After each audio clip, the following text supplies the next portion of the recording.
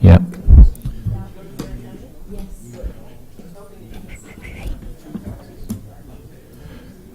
Good evening, Council. Welcome to Council Chambers special May 29th special Council meeting. Welcome staff and welcome those in the audience. We'll call the meeting to order and ask if there are any that have a declaration of pecuniary interest to so declare, if not at the appropriate time. And then move on to number 3, approval of our agenda. And I have moved by Councillor Cummings and seconded by Councillor Wedebalker that the Council of the Town of Penetanguishene approve the special Council agenda for May 29th, 2019. All in favor? Thank you.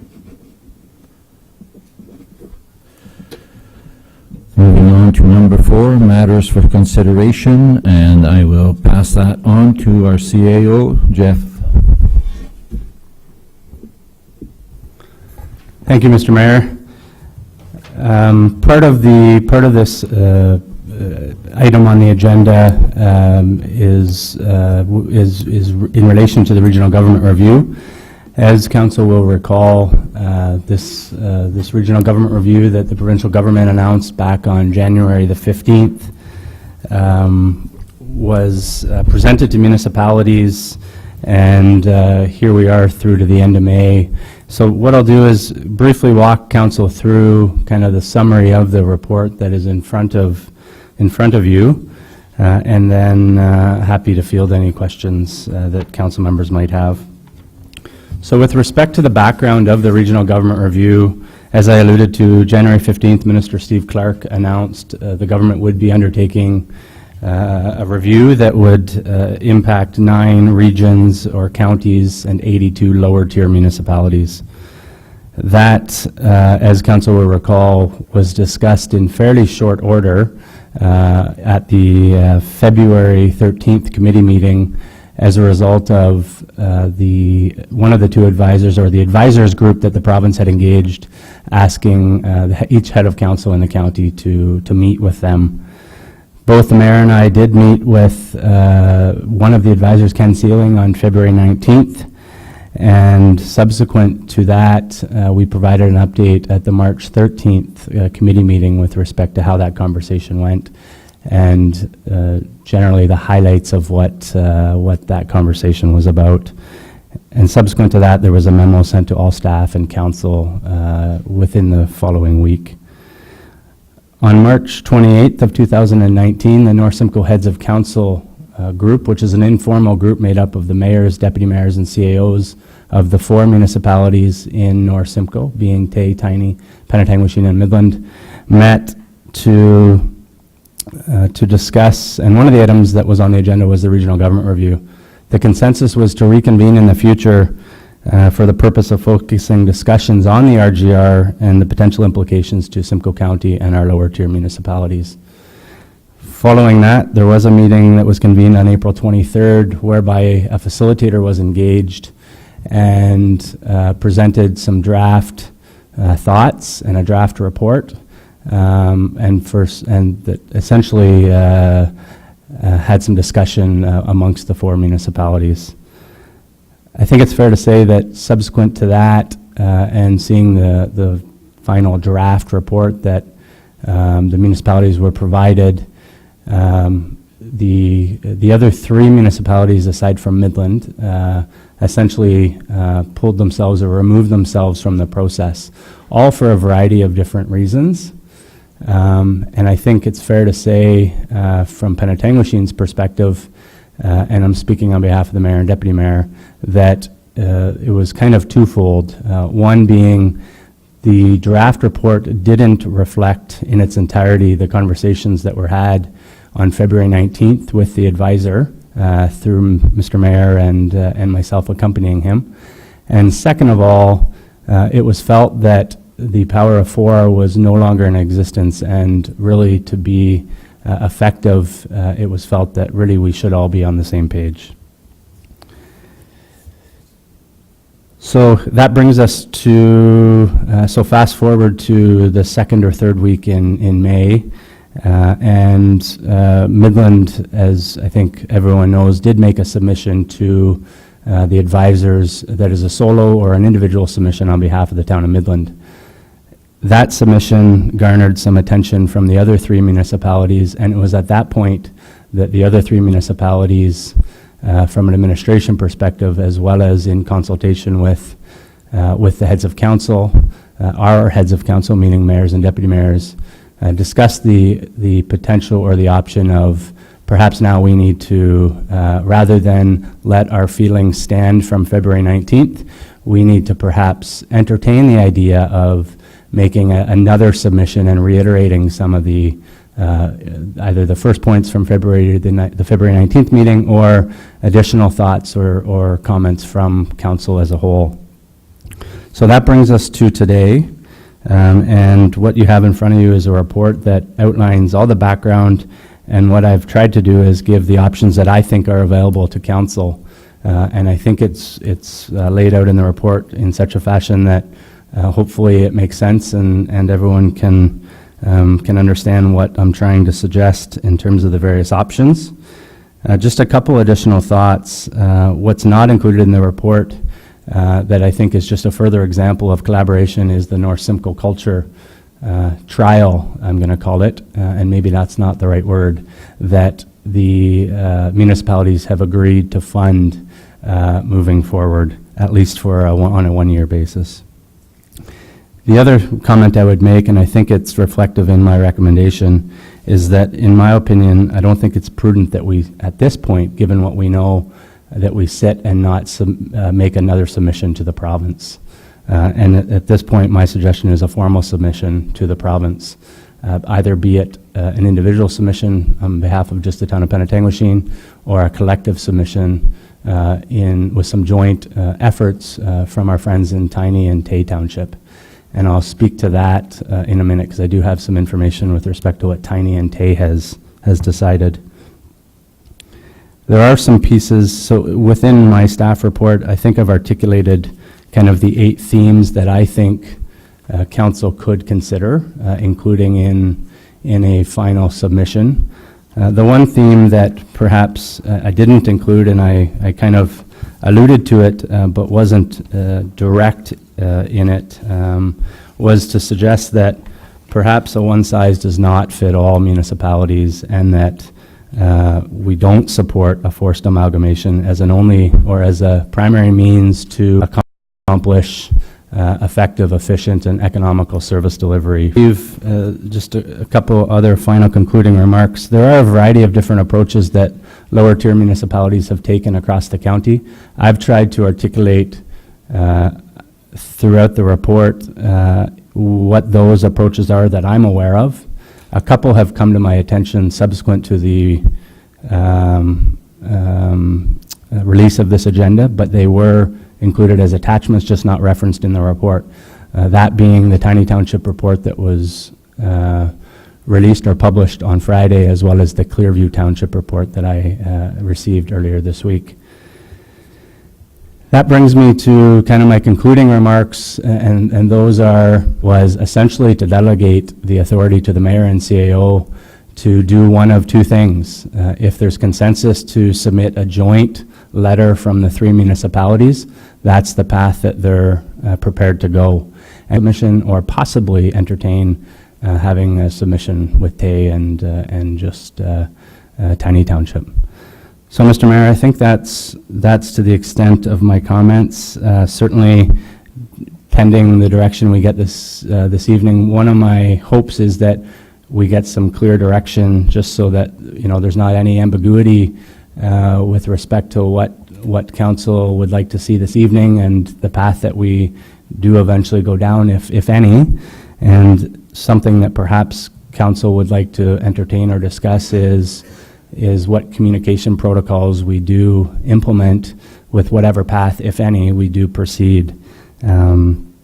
And I know there was some discussion at Tay Township and also Tiny Township with respect to that as well. So with that, Mr. Mayor, I'd be happy to field any questions or comments.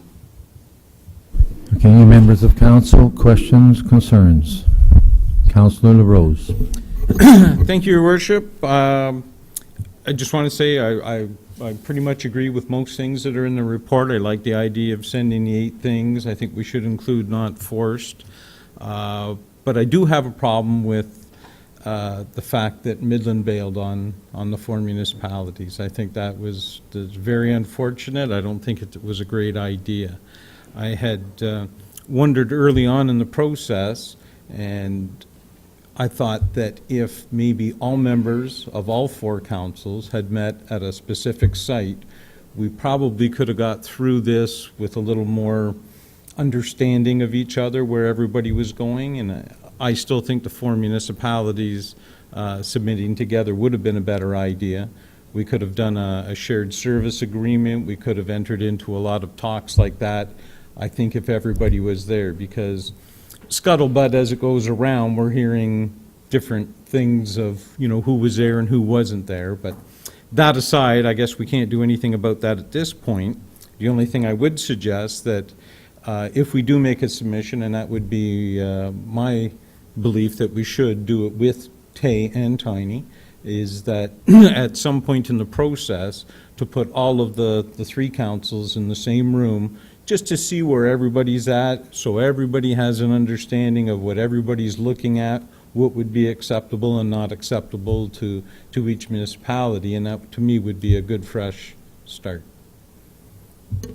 Thank you, Councillor Rose. I have to say that it came as a shock to us as well that Midland had bailed, and the whole process was, when we were dealing with it as mayors and deputy mayors and CAOs, that the document or report that would have gone on behalf of the 4 municipalities would not have gone without approval of all the councils.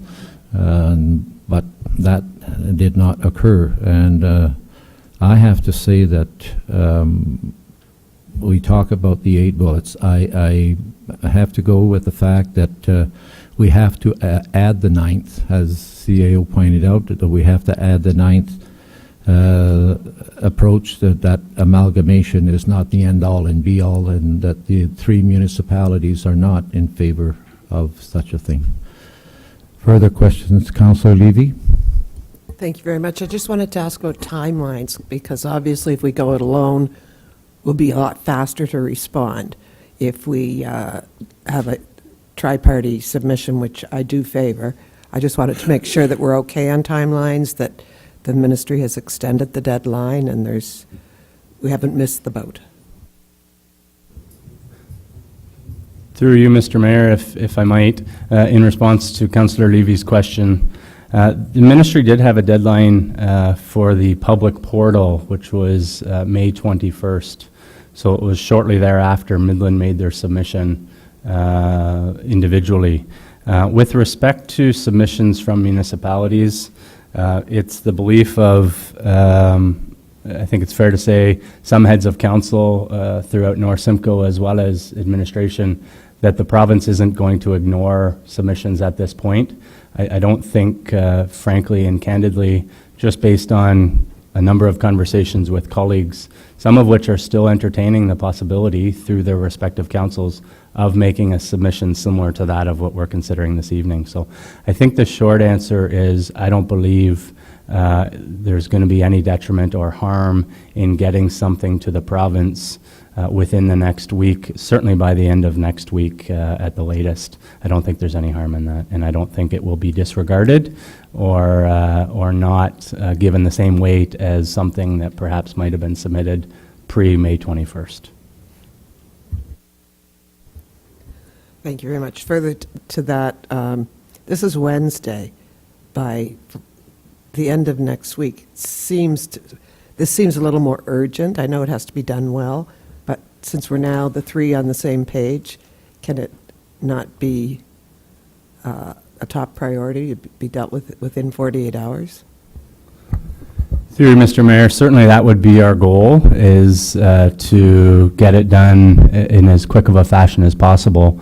And just in a quick conversation this morning with the CAO of Tiny, we don't see any reason why we couldn't get a draft put together by the end of this week. It's just trying to get concurrence from the respective mayors and deputy mayors. So albeit I mentioned the end of next week, but I really anticipate it would be much sooner than that, without a doubt.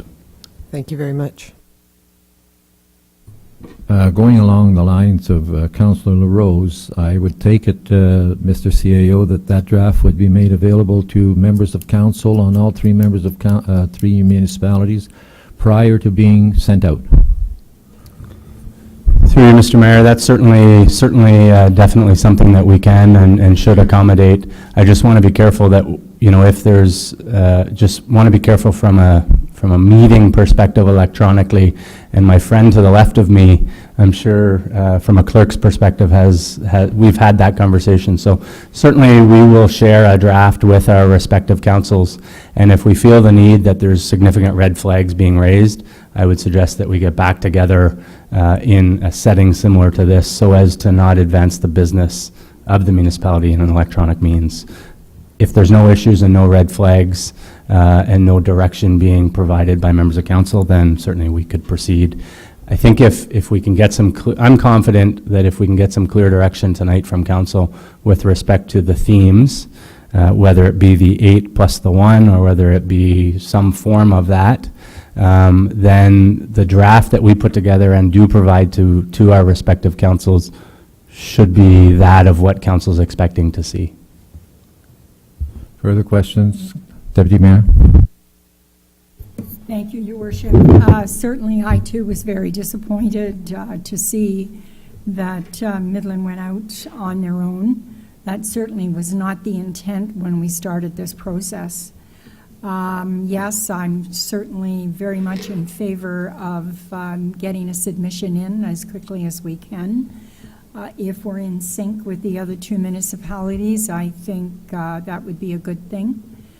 When everything started to fall apart, my idea was that I didn't think that we should, when one municipality pulled out and then someone else wasn't happy, I didn't think it was a good thing for us to lump in with Midland and make a submission just with the two municipalities. I felt our submission should have been all four, talking about the shared services that we do, talking about our cooperation and all those things. That was the theme of what we wanted to bring forward.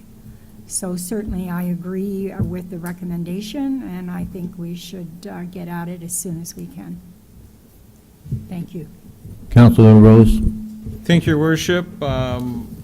I would think if we were going to go with our 8 themes, I think the not forced being number 9. I know I would be comfortable sending that off to the other 2 municipalities. Very good. Councillor Budwalker? Thank you, Worship. I have a couple of comments. I support the recommendations in the report. The submission that Your Worship and the CAO made to one of the special advisors in February has some good content, and I would suggest that maybe some of that get included.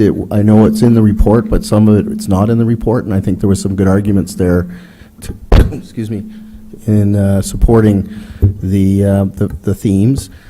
I had a question to the CAO with respect to discussion about boundary adjustments. When you were in conversation with the other 3 municipalities, was there ever any discussion about boundary adjustments? And I make that as a distinction from amalgamation. This is just boundary adjustments. Through you, Mr. Mayor, there has not been any discussion, at least at a CAO's level, between any of the 4 of us around boundary adjustments. Thank you. So just going back a little bit, and there's those around the table that were here with the last restructuring, and my history starts just after the last restructuring took place. And there are some town limits that were established back in the early 1990s. Councillor Rose would be familiar with one, and there's one out on LaFontaine Road, and there's different boundary points within the town of Penetanguishene that perplexed me when I first moved here way back in the day, and I asked around at the time about why were those boundaries set, and there was some history provided and the rationale, and in a nutshell, at that time, and correct me if I'm wrong, there were people that were there around the time, the focus was on preservation of the town as a municipality, and there wasn't much focus on where the boundaries actually landed. And I know the one that's of peculiar interest to me was the part of the rationale for some of the restructuring back in the early 90s was to ensure that all of Penetanguishene Bay was in one municipality. Yet when you go along Champlain Road, and you, just before you get to the 16th, and Councillor Rose is laughing, there's the sign saying, "Welcome to Tiny Township." It does not go all of Penetanguishene Bay. So, although, I'm not supportive of amalgamations, in terms of the principle of boundary adjustments where it makes sense, from a catchment area for when you look at a municipality, and I'll look at the Copeland Creek subdivision or the Whippoorwill Estate subdivision, which are just outside the boundary of Penetanguishene, yet from a service perspective, where do they come? Like, they're for all intents and purposes right in the municipality. I know that Tiny obviously would object, and all due respect to his worship, Mayor Cornell and the Deputy Mayor Stefan Walma. I have a deep respect for them and their council, but I think the principle of boundary adjustments where it makes sense should be looked at, because some of the boundaries of our municipality where they currently exist don't make sense in my mind. They never did, and if there was an opportunity to revisit that, that would be something that I would like to encourage. I don't see us getting another opportunity, quite frankly. This is our chance.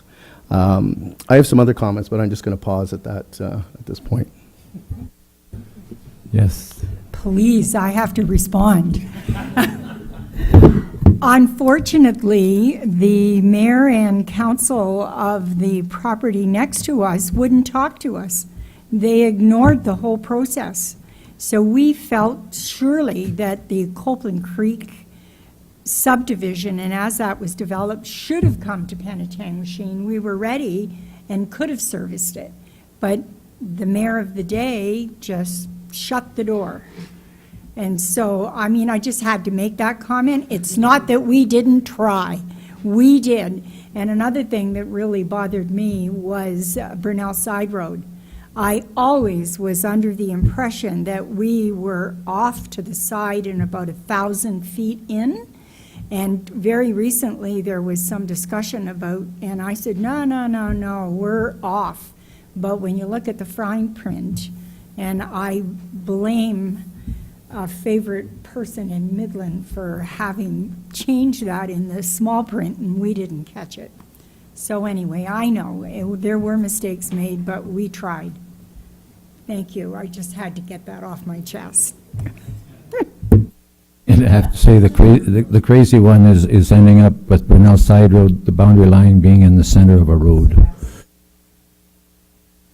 Councillor Levy. If we did boundary adjustments, would we get rid of Councillor LaRose? Give them back? No, seriously. Sorry, Dan, I had to. I call that a dig, Dan. A friendly dig. Sorry, Mr. Mayor. Little levity once in a while is okay. I wanted to comment on what Councillor Vatabancourt said about the boundary adjustment issue. And I think at this late in the game right now, we have such a complex issue to deal with, and to completely do an add-on as significant as boundary adjustments, it just doesn't seem to click with me. I mean, yeah, I understand what happened in 92 was very odd, but I can't see us wanting to get along with our neighbors in Tiny and then saying, but hey, we really want Copeland's Creek in Whippoorwill. Anyway, my 2 cents, I think we leave it as is and make a decision tonight on moving forward on which option. I agree, Councillor Levy. I think we have to deal with the issue at hand, worry about boundary changes after we find out what the government is actually going to do with this regional government review. Councillor Rose. Thank you, Your Worship. I just wonder, though, Councillor Vadaboncourt brings up a very good point. It is probably the only time, again, that we'll get a crack at it, or maybe another 20, 25 years. Just maybe I wonder if we could include that in our submission as part of one of the things we could look at. Amalgamating services, amalgamating fire departments, or whatever we're thinking of doing. And possible, just if we worded it in such a way like possible boundary adjustments. Mr. CAO, do you have a comment on that? Through you, Mr. Mayor, I don't really have any comment other than I'm here to take direction from council. So if it's the will of council, we can certainly be, to Councillor LaRosa's point, we can certainly be very cognizant in terms of how we word it. But it's, at this point, it's up to council if should they wish us to include it. I think we'd want to be careful how we approach that with our friends. To someone's previous point, Councillor Levy's previous point, I think we'd want to be careful how we approach that with our friends in Tiny Township. But it could be worded in such a fashion that, you know, it's very high level and maybe not just specific to Copeland Creek and or Whippoorwill.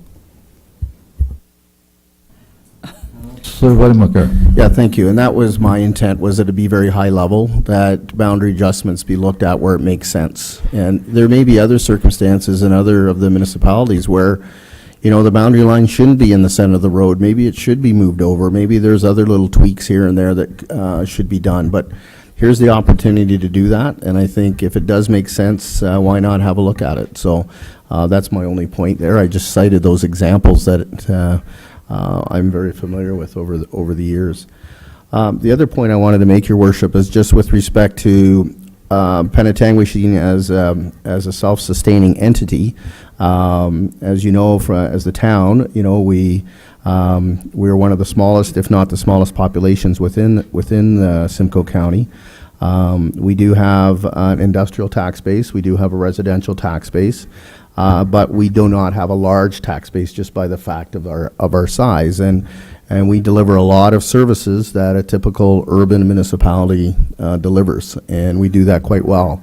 And we pay for that. And as a result, you know, our taxes are some of the highest in the county. And I think we're doing everything we can, as demonstrated through the efforts of our senior leadership team in terms of partnerships and shared services.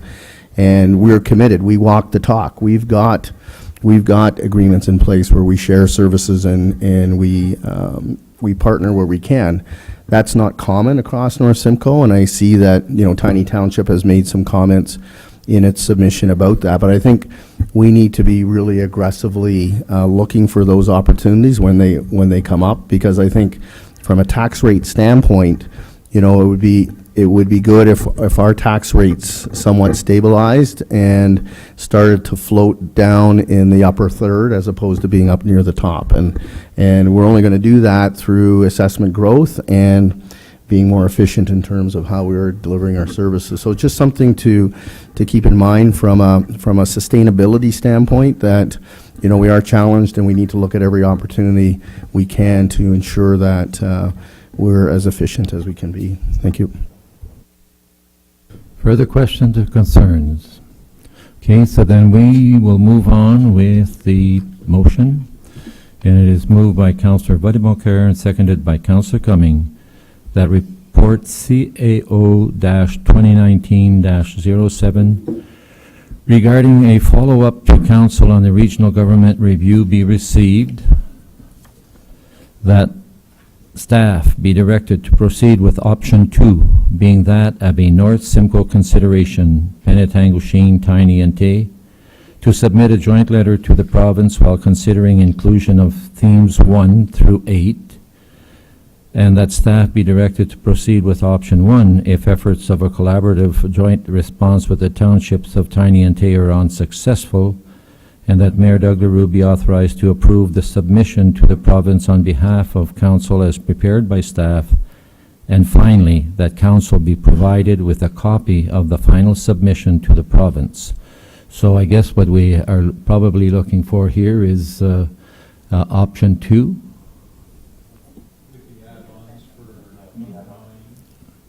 Madam Clerk? Thank you, Your Worship. So what I'm hearing is there was potential friendly amendment to that motion to include the 9th option, which is the opposition to amalgamation specifically. So I can amend that to include 1 through 9 and note what number 9 was in that amendment, so council is clear, as well as what isn't clear is the boundary adjustment. Some were for it, some weren't. Looking for direction for that friendly amendment to this motion as well.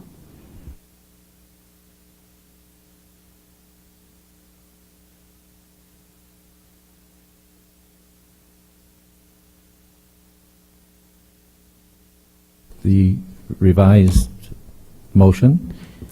So it'll be option 2 with add 9 and some word about The boundary adjustments as, okay. Yeah. Okay, thank you. Yeah, Jeff, do you have something? Through you, Mr. Mayor, I apologize for jumping in again. I just wanted to make clear that I don't anticipate any problems, but if you don't see all 9 themes in there, it's because we have 3 players at the table that are trying to come together with a short and succinct. I think these are good themes, and certainly I'm going to do everything I can, and my friends in Tiny and Tay have seen this report as well, so I think we're going to be pretty close to this, and certainly we're going to do our best. And I think if you look at the Tiny report and also just conversations with Tay, you know, generally speaking, we're singing from the same song sheet, so I just wanted to reiterate that for council. Councillor Rose? Thank you. And I just wanted to make sure that in that report that council will receive a draft before it goes to the end. Is that, I'm not sure if that was in Stacy's thing or not, but just to make sure that that gets into the very end of our report. Madam Clerk, you might add that final part, that council be provided with a copy of the final submission to the province. Okay, so we have 2 motions that sort of speak to that. We have one motion, or one section of the motion, sorry. One is saying that Mayor LaRue be authorized to approve the submission. If you're saying that you want council to sort of receive this submission prior, are we removing that Councillor LaRue is authorizing this approval, or are we saying that you just want to receive it in advance? I think we would be removing option 1 completely, and that it would strictly be option 2 with the 8 items plus the 9 and boundary changes, and then that council be provided with a copy of the final submission to the province, and that's the submission that will be coming from the 3 municipalities. To come up with a joint response with both Tiny and Tay. I think we're all in agreement to that. We've said that we are going to include option 1, and if to go to option 1, if that is unsuccessful, and our CAO will proceed to prepare a letter on behalf of Penetanguishene only. And then the other piece. Your Worship, I think if we switched around and finally that, and that, Mayor Doug LaRue. So if we put, and that council be provided a copy of the final submission, and that Mayor Doug LaRue be authorized to approve and submit to the province. Mr. Mayor? Councillor Eby? It's important that we're clear that the mayor is permitted to approve it, but we will get to see it, in case anyone's got just a huge problem. Yeah. Councillor Maya? Thank you, Your Worship. I'm in favor of everything there. The only thing that, like the Councillor Vallaboncar was saying about boundaries, I don't know if I put that in there right now. Like, who's the one that's going to be scared is going to be Tiny? And are they going to, I don't know if there's a way you can bring it up later on. I mean, I don't know if I put that in that motion, you know, boundary, and Tiny going to say, well, boundary, what are they looking at? What, are they trying to take more property off of us again? It could be the opposite, but I mean, I mean, I like it, but I don't know if we should be putting that in there, or if there's another way we can bring it up as the government goes on, or. Okay. Mr. CAO? Through you, Mr. Chair, just having kind of heard this dialogue, one thought that comes to my mind is I can certainly attempt to, have that conversation with Tiny and also Tay, and, really make them understand, or have them understand what the intent is there. And if at the end of the day, Tiny and Tay aren't supportive of including the boundary adjustments piece, similar to that of, maybe they won't support theme number 4 as an example, then, assuming the general look and feel is still pretty similar, then we will proceed with drafting something, and again, council will see a draft before it gets submitted. And so if that's an approach that's amenable to council without, having this thing fall apart prior to at least getting to the table that's right, not a showstopper, not a deal breaker, at least make that attempt. Just a thought I had. Councillor Vodebunker. Thank you, Worship. Yeah, and I would support that approach, just for the comments you've made, Mr. CAO, and the comments that I've heard around the table.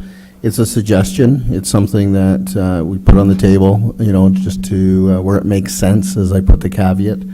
But if it doesn't make its way through, then that's fine. I think for me, it's stronger. Our position is stronger if we're with the 2 other municipalities as a group, as opposed to just an individual municipality. So if that gets lost in the collective effort, then so be it. Deputy Mayor. Thank you, Your Worship. Absolutely. I don't think we will get consensus if we use the word boundary adjustments. So thank you for those last words, Councillor Vodebunker. I think we would be stronger staying together, but I think we have to let the government, they're the ones that are going to make the decision in the end. And if whatever unfolds, it's on their backs versus ours in actually using those words. I really do not support using the words boundary adjustments. I think we have to wait and see what happens. Okay, members of council, I believe we've had enough discussion on the matter. Madam Clerk, would you read the motion now, please? This is the motion as amended. That CAO report 2019-07 regarding a follow-up. Someone has their microphone on. Oh, I do. No problem. Be received, and that staff be directed proceed with option 2, being that of a North Simcoe consideration, Penetanguishene, Tiny, and Tay, to submit a joint letter to the province while considering inclusion of themes 1 through 8, plus the inclusion of the opposition to forced amalgamation and a potential boundary review, and that staff be directed to proceed with option 1 if efforts of a collaborative joint response with the Township of Tiny and Tay are unsuccessful, and that council be provided with a copy of the final draft submission to the province. And finally, that Mayor Doug LaRue be authorized to approve the submission to the province on behalf of council as prepared by staff. Okay, and that is moved by Councillor Vodebunker and seconded by Councillor Cummings. Councillor Vodebunker, you have... Just the way you phrased boundary review, that was not my intent. My intent was to look at boundary adjustments where it made sense. A boundary review, in my mind, is much larger than just adjustments where it makes sense. So I think that's an important distinction. Absolutely. Thank you. you. I think you're right. Absolutely. I could change that word to potential boundary adjustments where it makes sense. Add that.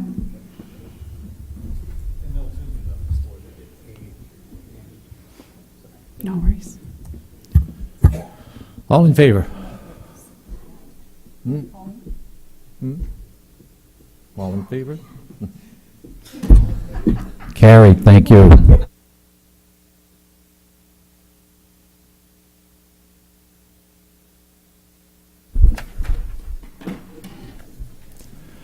Okay, moving on to item 4B. And I moved by Councillor Cummings and seconded by Councillor Vodebunker that the draft strategic plan documents from the Municipal Strategic Planning Associates be received by council for information, and the staff be directed to amend the documents as identified by council. And I will pass it on to Mr. CAO. Thank you, Mr. Chair. This evening, in front of you are a number of documents that council essentially is being asked to consider And council will recall that we initiated the strategic plan process back several months ago, and I believe everyone has had an opportunity to have some discussion and conversation with our strategic plan consultants. So with that, I would like to introduce, as I said, I think members of council know him, but for those watching online, we have Bill Weingard with us this evening, who is taking the lead with this facilitated strategic plan process with Municipal Strategic Planning Associates. And unfortunately, his colleague Susan Shannon could not be with us this evening, but certainly we're more than confident that Bill will walk council through a bit of a PowerPoint presentation and touch on the various documents that are in front of you via the agenda. So our hope is to have some good discussion and dialogue and try to get some direction on any amendments that council would like to see before we finalize them, because they are simply in draft format and there will be some changes before we finalize them and release them to the public and kind of move on to the next step in the process. So with that, I'll hand it over to Mr. Weingard to walk us through.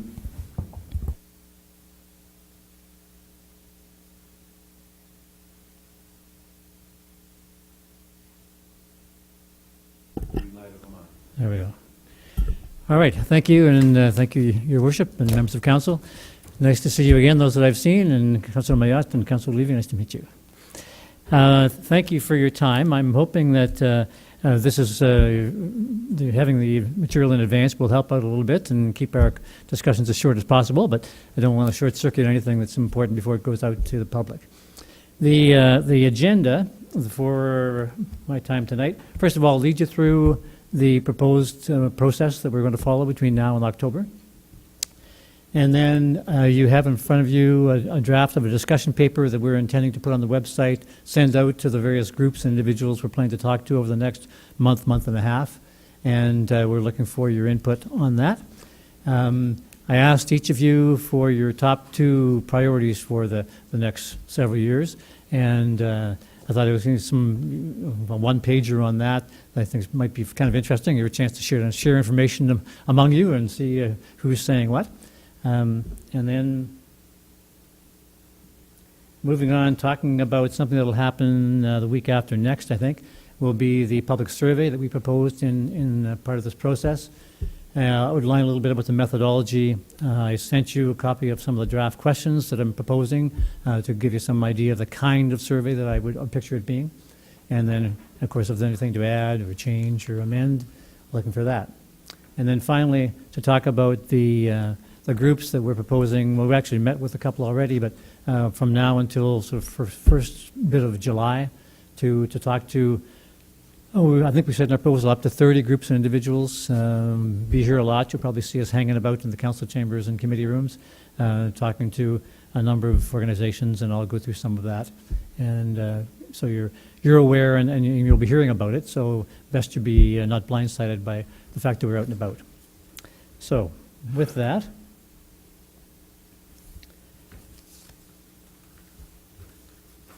we've done a little bit of this already. We've met all of you. We've talked about timetable and process and so on with Jeff and Kelly and the senior staff. You've seen some of the draft material in front of you that will kind of lead us on our way. And here we are tonight, our first, I'll call it the workshop with council, of which we're proposing to have 4 before we're all said and done, before you've got rid of us. We've been meeting with the town staff. In June 13th, I choose that because we're proposing our first public meeting on the strategic plan on that day as well. So use some of that day to meet with the town staff in 2 or 3, 4 groups, whatever it takes to give each of them an hour to know what's up and get their input on, as we will be with the public as well. What do you think of what we've got so far? Does it reflect how you see the town, what some of the issues are and opportunities as you see it? Starting next week and the week after, we'll be kind of coming out of the closet, as it were, so people know what we're doing and there's a project afoot here, and making sure that people realize that there will be meetings. There'll be a couple of public meetings, 13th and 26th. We're proposing to do a video, which we would put on your website and use however else we can. Just a 3-minute kind of what's strategic planning after all. And so sort of letting people know, and then inviting people. Kelly and Jeff have been very accommodating and about our suggestions of the sorts of organizations we'd like to be able to talk to over the next 6 weeks or so, and offering help to set some of those meetings up and so on. Some of them with organizations. I think we're already scheduled with the Rotary Club in early July, and some of them we're asking, I guess, we put together kind of ad hoc. So, for example, in other projects that I've done like this, I think it's useful to meet with 3 or 4 or however many members of the clergy if they're available to meet with us. Some of the tourist operators, some of the realtors and builders in town. So, you might have to put those groups, don't have an association that regularly meets, but we would ask maybe to put them together for, we can bother them for an hour and a half sometime over the next 6 weeks or so.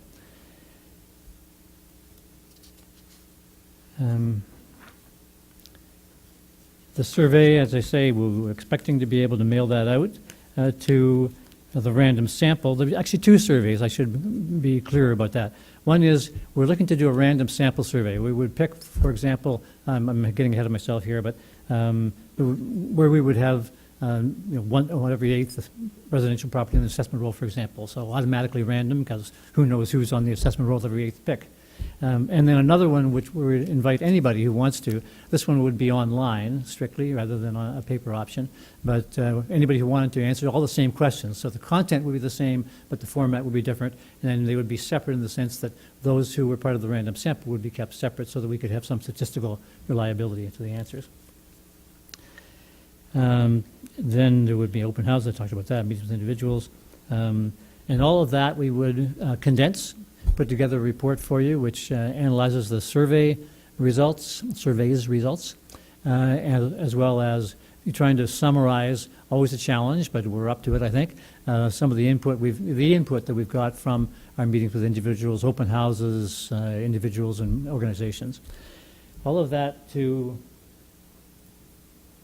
focus on a second workshop with you all, maybe a little longer than this one is likely to be tonight, where we would say, okay, now, this is what we've heard from sort of the average resident of Penetanguishene through the survey and others who feel strongly and have opted to give us their input of the survey questions, what we've heard from the organizations, from the public meetings. Let's have a first kick at actually saying, okay, what are the priorities going to be for the next 4 or 5 years?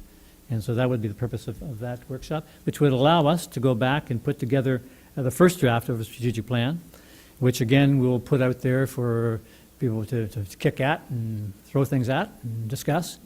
And that would be in July, is our hope. And our proposal then is we would have a number of, I think we sort of budgeted for 4 or 5 focus groups. We'd get some of the people back together that we'd already talked to and said, okay, now here's a first kick at it on council's part, some preliminary ideas of what the priorities might be for the next 4 or 5 years. What do you think? I mean, is that the most effective way to get at? These things tend to have a bit of a pattern. There's just some of the large themes, like we want a prosperous economy, we want good government and some things like that. Now, are some of the initiatives that council has come up with in a preliminary way going to be the most effective ways to do that? And then be able to feed that back to you and for a third workshop, and then come up with a second draft of the strategic plan, and then work our way toward finalization before we're all said and done. So that's the process we're planning to follow. If there's any, I think that's, there it is. If there's any questions about it, happy to answer them or clarify anything. The first few items here, as you know, because of the material you've already got, I'll go into in more depth. Okay, Councillor LaRose. Thank you, Your Worship. Bill, I was just wondering, we've done a number of different surveys over the past few years in the municipality, and we don't get a great response. I'm just wondering if you have an idea of how you're going to advertise that this survey is out there and it's online, if you have a better idea of getting it out than we have lately. There's really 2 answers to that, Councillor LaRose. One is that with the online survey, the open survey, if I can call it that, we would use your usual channels, your Facebook and so on, website and so on, your usual channels of communication. With the random sample survey, they would be done by invitation letter.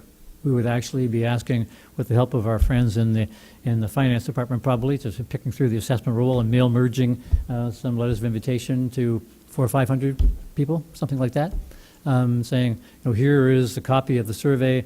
Ideally, we'd be able to give them the choice of responding online in a separate channel from the open online survey, or by paper, return it back to the arena or the municipal office, some channel like that.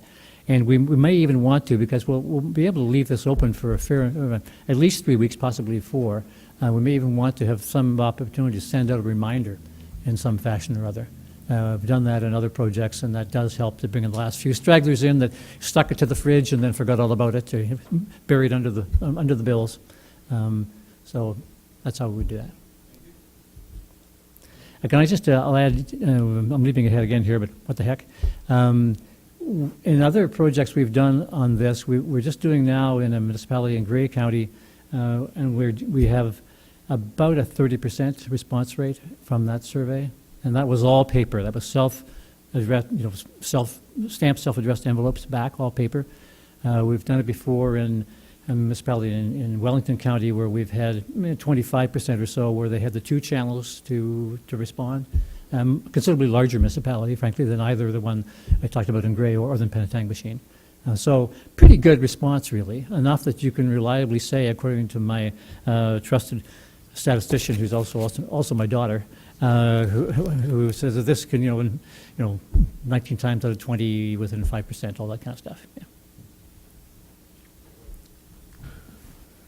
Thank you, Worship. Bill, with respect to the open houses, there's 2 of them planned, one in the daytime, one at night. Yeah. What were you thinking in terms of the format for your open house? I was expecting that we would lead off with a bit of a presentation, starting with, frankly, in a very summary form, the documents that we're talking about tonight, and then get sort of lead people to talk about some of the headings that you see in the document. So infrastructure, services, community, trying to remember what they are, economy, finance, I think some of those headings, and ask, is this how you see them? Do you have anything to add? And what issues do you think need to be top of mind on council's part? And then we would give people an opportunity to stick things on the wall, and we'll flip charts around, write down, which we'll take with us, obviously, and summarize later on. And the one thing, Councillor Vandermeer, that we've always done in these projects is to try to force people, and ultimately you'll be tired of us trying to do the same with all of you, to talk priorities. Say, okay, now I'm only going to give you, and I must be getting soft, but I gave you all 2 choices of your top priorities. But with the public, we'd be saying, leave us, and we'll do a piece of paper that we'd provide them ahead of time as they came in, with your top one thing. If there was one thing that the municipality should be doing right now to make Penetanguishene a better place, what would that one thing be? And take those responses back. And we've always found that quite useful because it does give you a pretty good sense of what's top of mind.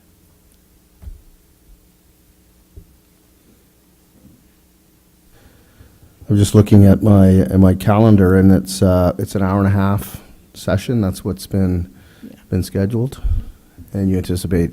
I'm just getting to the point, I guess, is whether the council chamber is the best forum to get people to come out. Would another forum like the arena up in the Brian Mercer Hall or some place where people tend to gather, as opposed to having them come here to Town Hall? It's a nice venue, but I'm just wondering if there's another place, or rather than have people come to us, we could try to go to them and see if we can engage them that way.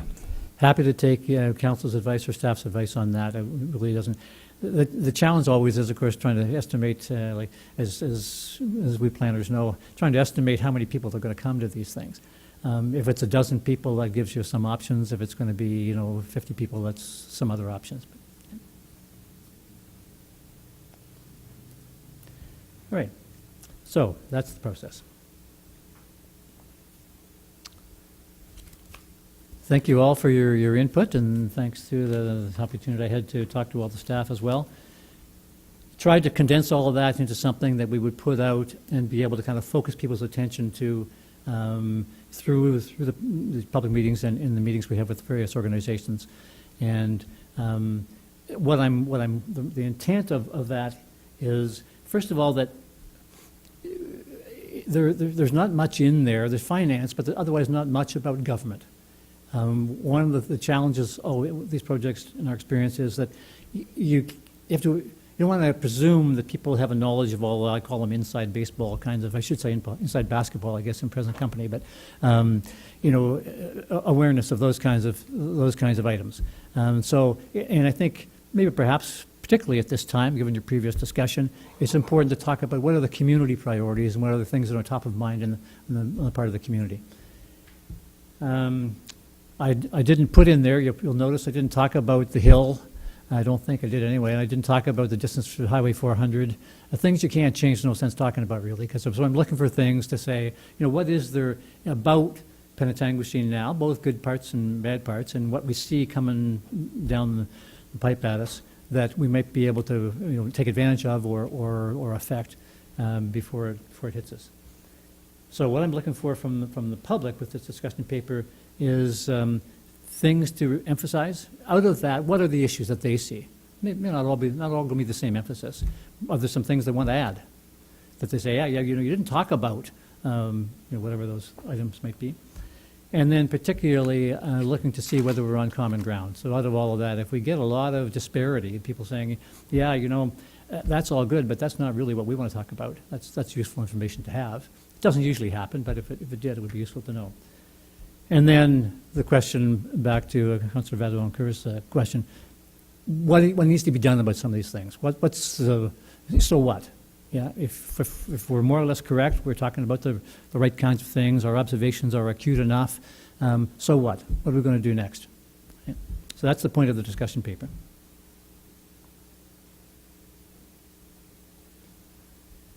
Before we move on to that. So I guess the question that I'd ask for council then, does it look like what we've got in the paper that I handed out? Is it a good enough kind of summary to capture the things you think that you say, hey, before you put that out to the public, I'd like you to add some stuff in there? So that's what I'm looking for tonight from you.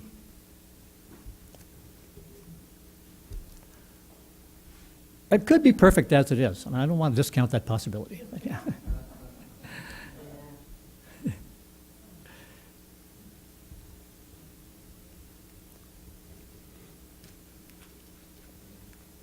We can come back to it. I appreciate the vote of confidence.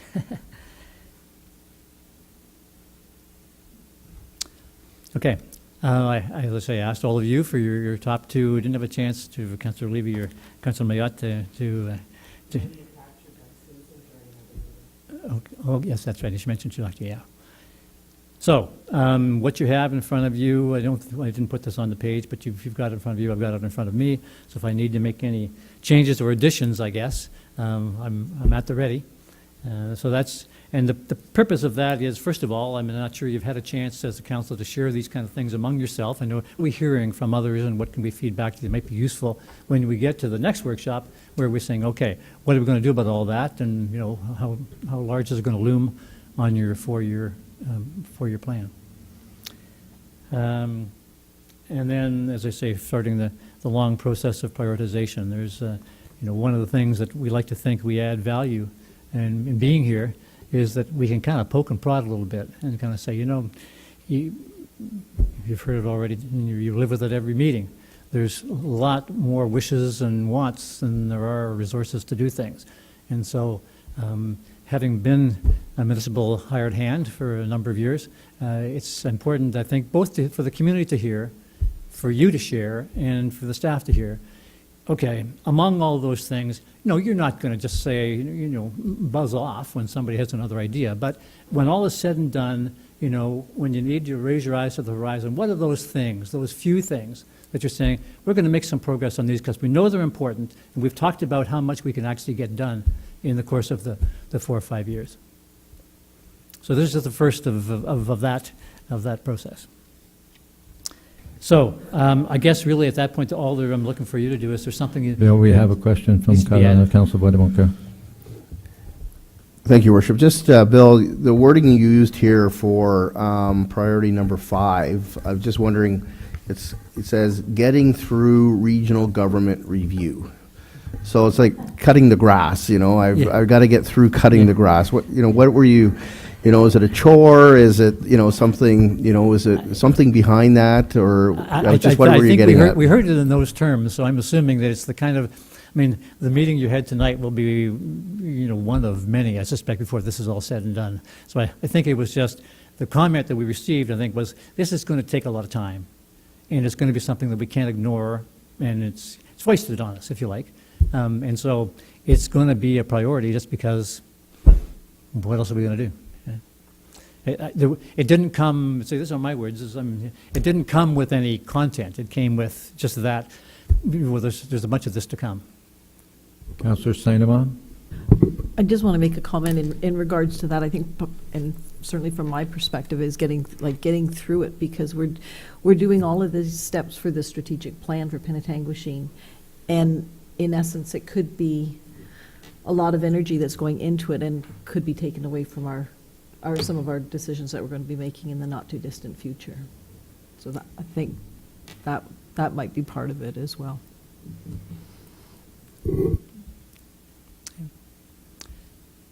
Anything that we missed there that we should add on? And I guess, yeah, the point of adding on is to sort of make sure that we have kind of an ear for that as we are going through meetings and surveys and so on. Or have we hit the highlights there?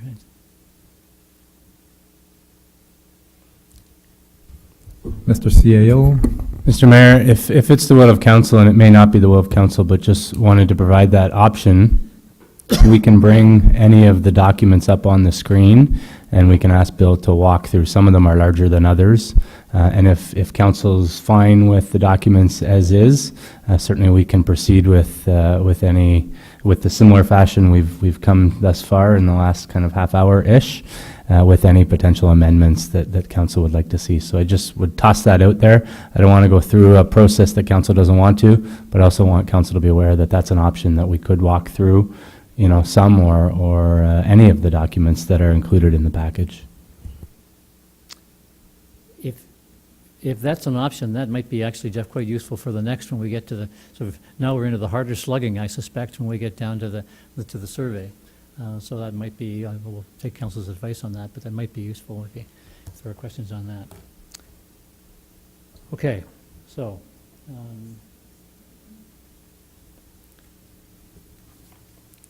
me talk a little bit more, first of all, about the what it is and how it's going to be done. Our intent with the survey is, first of all, to have something that's statistically significant and tells you essentially what the average homeowner in Penetanguishene is thinking about the items that we present to them. We are looking for something, and you can tell by the draft that they've got, something that it gives you the opportunity, a rare opportunity, I think, for some direct feedback on things that you're saying, hey, you know, we think this is something that we are going to be spending some time on. It's important. I mean, already I know there are studies ongoing and discussions that have been had about some of the items that you've identified.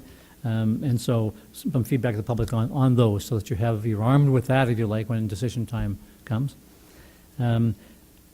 You can see from the way it's written that I think there's a value here in a little bit of educational content, providing some information to the public about some of the, because there's nothing simple about the items that you've identified, and they're all quite complex, and there's lots of possible ways to go about these things. And so I think there's some value in a bit of a thought-provoking or educational content. As I said before, I generally would try to avoid questions that involve too much of an insider knowledge on the part of the members of the public. And what I didn't put on there that I realized afterwards is that one question I talked about. So the last question will be a write-in question. Will be that just one thing question. So if there's just one thing that the township can do right now that's going to make a big difference to Penetanguishene, what would that one thing be? And we'll collate all of those, obviously, and present them in a different, you know, a lot of it will be kind of statistical analysis, but those would be more of a discursive report to you.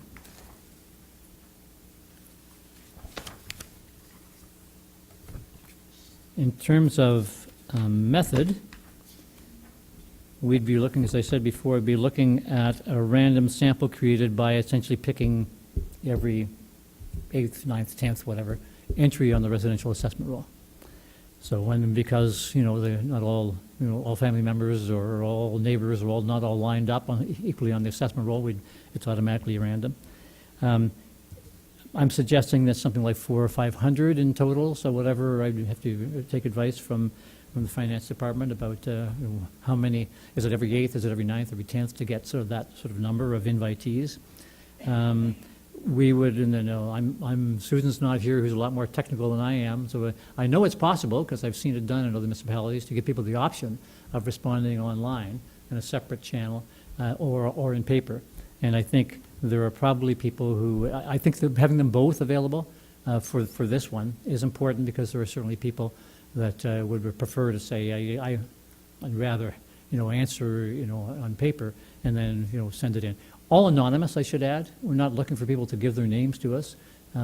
Some people, our experience is, take this opportunity to scroll some pretty angry stuff, and they might be identifiable, but, we would try to filter that out in our report back to you.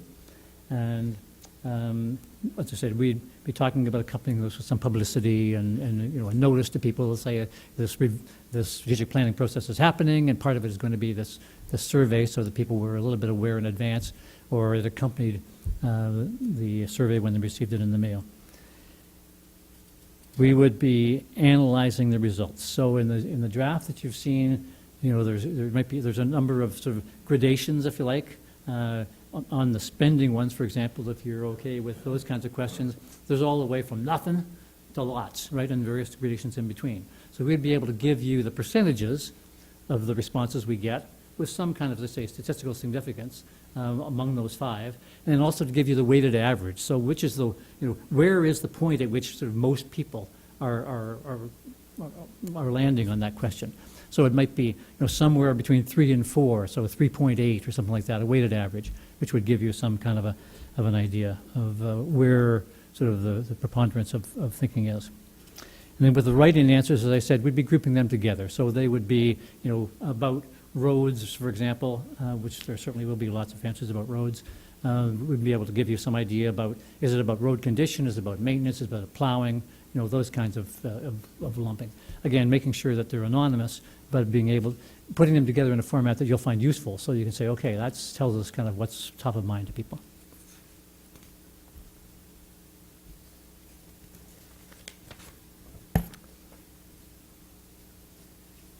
As I said, simultaneously, there would be what I'm calling the open online survey. I'm suggesting it just be online this time, partially to avoid expense and easier to analyze, selfishly suggesting that, that we would do it that way.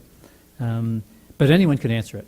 And the advantage of that is there's no statistical significance, so from that point of view, the answers aren't quite as valuable. I'm not telling you what the average resident of Penetanguishene is thinking, but they convey some strength of feeling.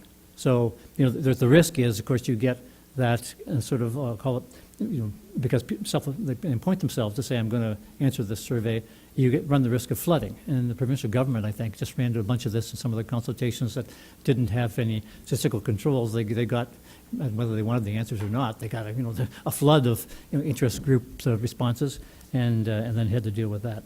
So, and that's, as long as you understand what you're getting, there's no problem with that. It tells you where there's strength of feeling. The write-in answers on the open line are also quite useful, and we can group them in the same way we do with random sample write-in answers, because they can tell you, again, what's top of mind for people. Question from Councillor Cummings. Thank you, Your Worship. Bill, what are you going to do as far as security is concerned with the online questions, so we only get Penetang proper and not Midland and Tiny and other municipalities? Yeah, there's a question I've never had to put my mind to before. I don't have an answer for you right away, but now we can obviously think about that. I mean, we could ask, where do you live? Although again, we're trying to remain anonymous. I guess if we said, are you a Penetanguishene resident, that would be pretty easy to cheat on that one. So I'm not sure. I don't have an answer for you, but it's a good point, and we'll raise it. Perhaps a postal code. Could be, yeah. Good. Okay, so, what's my... So this is the point, I guess I'll stop, and...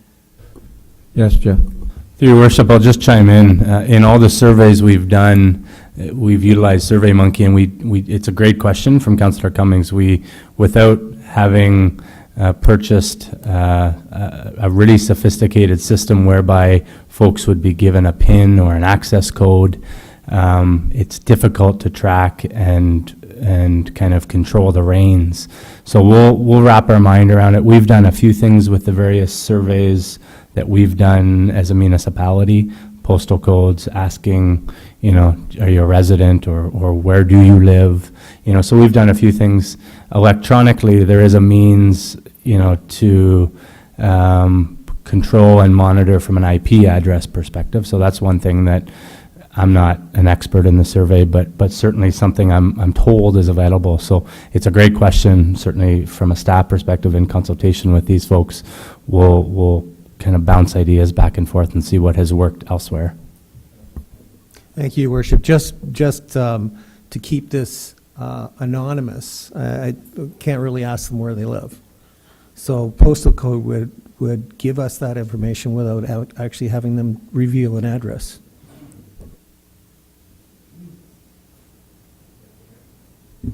Thank you, Your Worship. Bill, our track record in getting the residents of this municipality to get involved in a survey has not really been great. The only survey that we sent out recently that had a great response was in reference to cannabis. So I really encourage you to try to come up with some new ideas or great ideas to get the public engaged. In the advertising, perhaps, that you do or social media that this survey is available, it needs to be a wow to get people's attention. And I should say, we'll also be taking it around to all the meetings we have over the next month or 6 weeks as well. So, if we're having a public meeting, we can have copies available and say, go online and answer this. And similarly, when we're meeting with the Lions or the downtown businesses or whatever it may be, we can also invite them to respond. Thank you very much. A couple of places spring to mind for potentials for meeting some interesting people that would get involved. One would be for you to meet with the CAO at the library, and it's very well used and a lot of engaged people, and she might want to assist you putting together a session there. Okay. And the other would be Georgian Village. If you could contact the activities person at Georgian Village and have them spread the word to their residents. And they also have the venue available and so on. Yeah, perfect. Both places did. Yeah. Okay, good, thank you. And just with the library, you're thinking for library users, library staff, or both?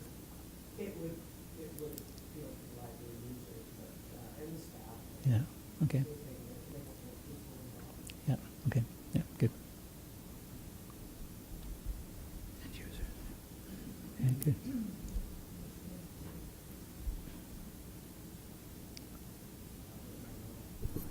On that note, great idea, Debbie. And I mean, if they could, or Councillor Levy, sorry, if they could maybe even have the survey available at the library for, just easy pickup, the same as if it'd be available here in town, like at the town office, so that they're more readily available as opposed to just online. And, as I say, I've just made the case for saying why we want the responses just to come in online for this open survey, not the random sample we're talking about. I mean, having said that, if people want to drop them off at the library or the arena or the reception office downstairs, then we can always handle it. Just hire a student to, and in fact, that's what Susan does. She hires a student to enter them into SurveyMonkey, and as if they had been submitted online. So, yeah. And that's exactly what we've done in a couple of other municipalities this year, too. All right, so now, having said all of that introduction about the survey, I mean, we're both trying to be, as I said, something that gives you some feedback about some things that you want some feedback about, trying to have some kind of educational content so that we're not just asking kind of, bald questions that people kind of, don't give responses that are as useful as they could be. And so this is the first cut at it that we've come up with here. So maybe, I don't know, Stacy, if that is possible to put those questions on the, if it's,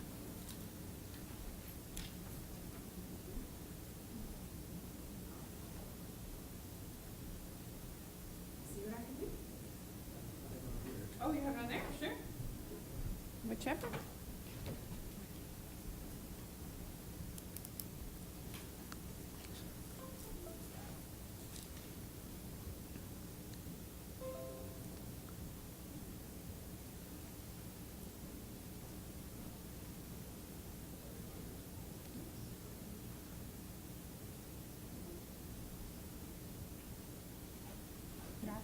yeah, that's it, yeah, thank you.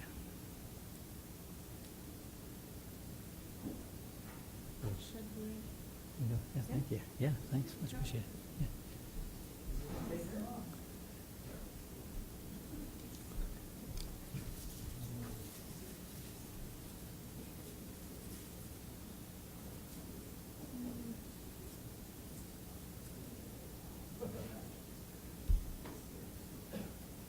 That's perfect, yeah.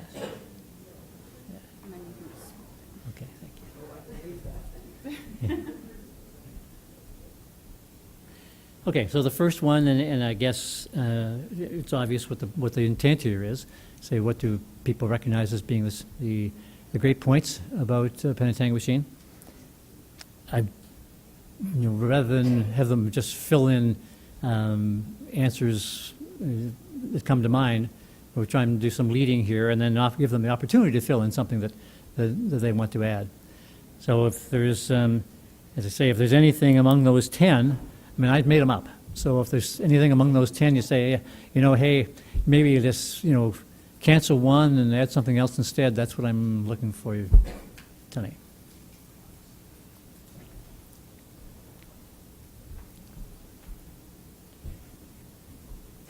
I mean, so leave it. Something about slow growth doesn't quite do it for me. Yeah. Maybe I should just, can I leave it at tranquility? Yeah. Well, there we go, peace and tranquility, I guess. I just did that to entertain myself, I got to admit.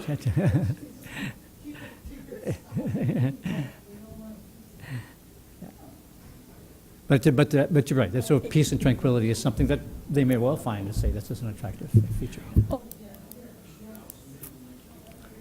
Yeah. I'd rather have us leave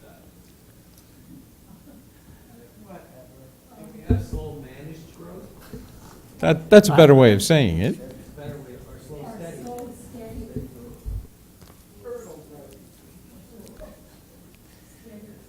I do believe that there are a lot of people that to our municipality for that reason. They don't want to wake up, summer holidays are over and there's a new subdivision with 1,000 houses in it, like the. Councillor Cummings was trying to get at. Yeah. Yeah. Yeah. Okay.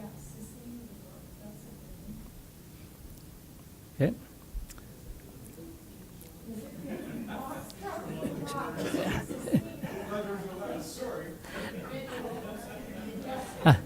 How about steady, sustainable?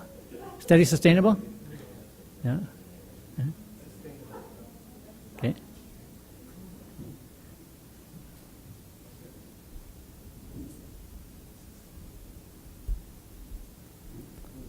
Okay, so we've got the concepts of managed, we have the concepts of sustainable. I guess I could do a coin toss, or unless you want to sort of do a show of hands or something now, but we'll work those in some way. Yeah. Okay. Anything else that's missing particularly? You say, you want to give people a chance to say, identify something else that you feel is a significant strength and attraction to Penetanguishene. The camera's on.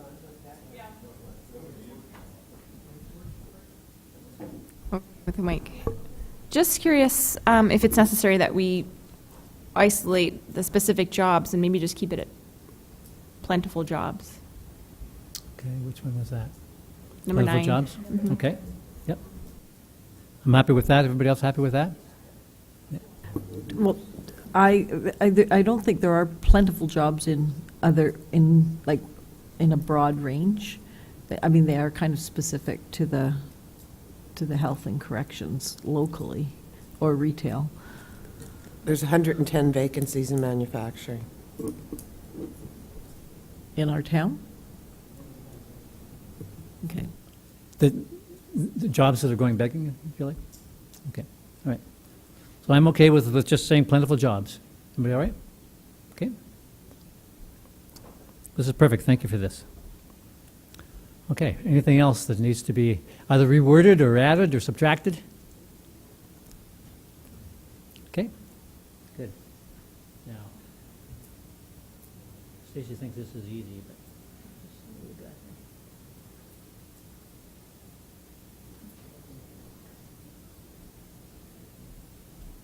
Should I be able to scroll here?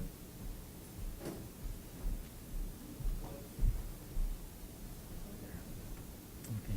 That's it.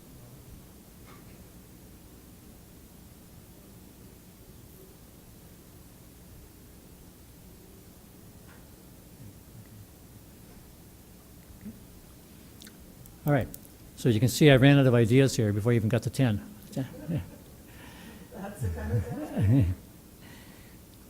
Again, same question to you. Is there, what's 9 and 10? Are there any of the first 8 you'd say, that's not really what we want to say. We don't think people will think that that's a challenge that we have. And therefore, having 0 answers in some of these things doesn't serve much purpose either. Or are there some other things you say, I'd like to know whether people think that something else is a challenge that we should add in?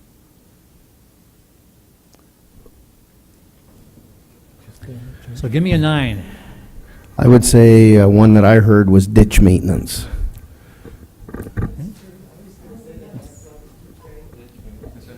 Yeah. I heard it quite often. It's just Okay. maintenance of our ditches. Okay, I've got number 5, road plowing and maintenance. Can I leave road plowing and then put road and ditch maintenance on number 9? Okay.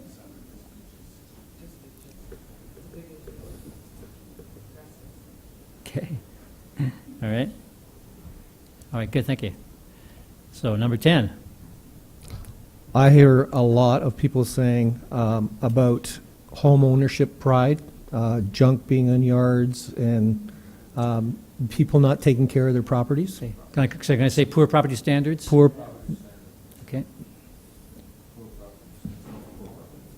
property maintenance, I would think. Okay, so I now have the previous 1 to 8, except I've crossed out maintenance under roads and just left it at road plowing. And then number 9, I've got roads and ditches maintenance, or ditches and roads I can put maybe. And then number 10, I've got poor property standards. Any other changes that we want? I think we use the word maintenance, property maintenance. Okay, poor property. Property standards.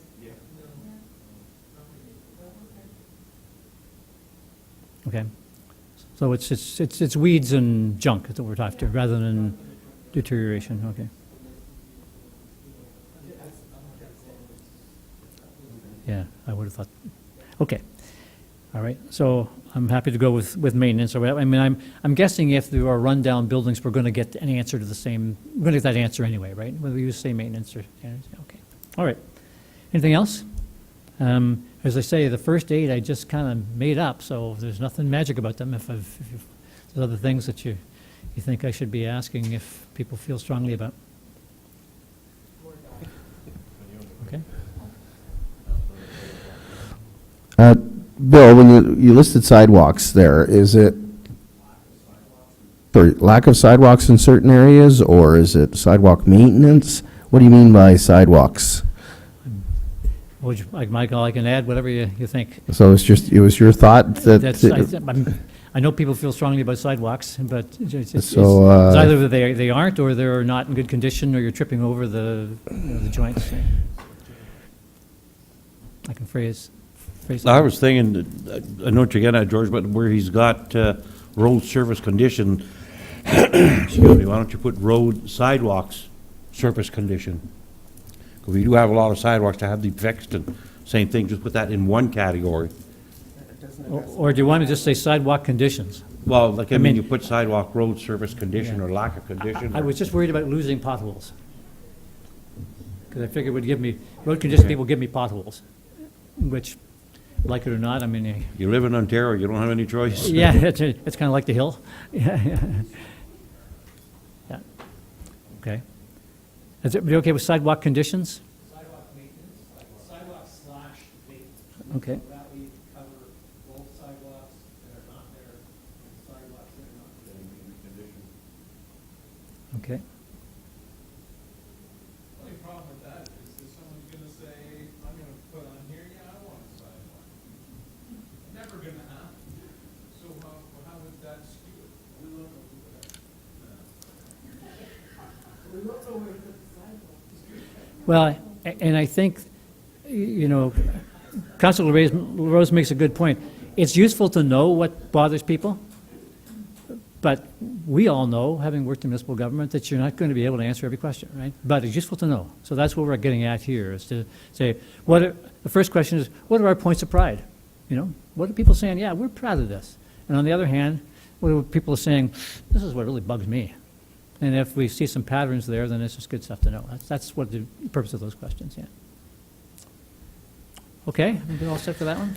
If I may, Bill, just with respect to policing, because I think we could be more specific with that one. The one thing that I heard, and it's been a year since I've been on the Police Services Board, Councillor Cummings may be able to say a little bit more about this, is police presence. It was just walking on Main Street or just being visible in the community. Police presence. Okay, police presence then, good for that one? Okay. Good, yeah. Okay, thanks for your help on that one. All right, the next one.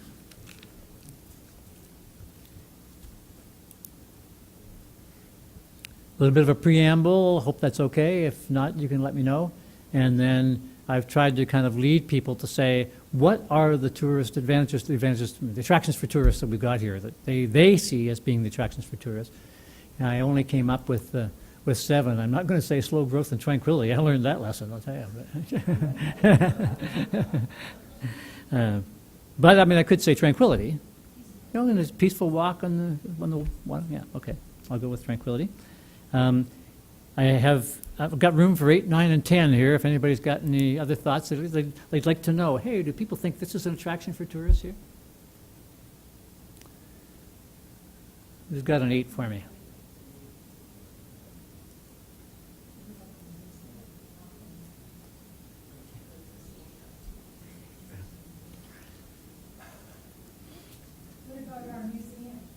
How do we,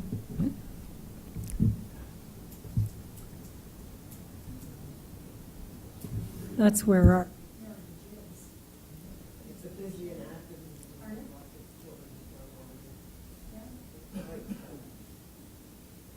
I didn't even put in theater here, did I? My dad would be disappointed in me. He's been up here. Okay, theater. Okay, so museums and theater, museums, plural? Museum? Museum, okay. Okay, and theater? Bill, one thought I had was promoting access to Georgian Bay. We have one of the best launching ramps in this part of Georgian Bay, and it's a good jumping off point if you want to head up to the island, so, yeah, that's right. It's a good diving off point, but it is a good launching ramp, and a lot of people do come to access Georgian Bay from here. Okay. Can I say boating and access to islands? Catch it? Launch ramp specifically, okay. Launch ramp. Okay, so launch ramp and access to islands? Okay.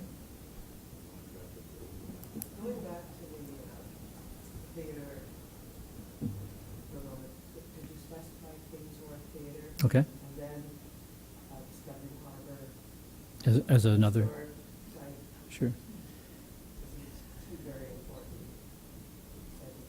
entities. okay. So, I need to bump one. I'm happy to add in Discovery Harbor. I'm just, Have you got enough room in one box to add them, Discovery Harbor and? oh, why don't we put them together? No, I want it separate, but if Yeah. you put them together, that's fine. You,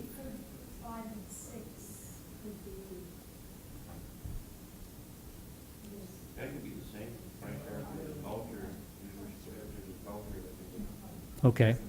So the thought here is put 5 and 6 together and then add as number 6, it would be now Discovery Harbor. What do you have as number 7? You don't have slow growth and tranquility. I have anymore, do you? Tranquility.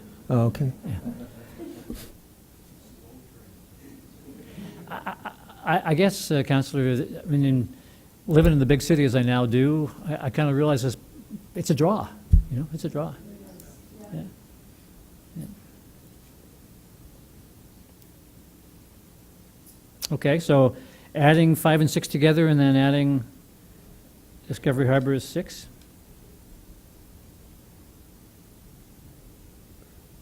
Okay. That be useful to you, the answer to that question, you hope? That, I have Kings Wharf, I have as number 9. So it would read more festivals and celebrations, attracting a hotel developer, waterfront parks and attractions downtown, French and Indigenous heritage and culture, Discovery Harbor, Tranquility. I can reorder order these if you want. Museum, Kings Wharf Theater, and then launch ramp and access to islands. Okay.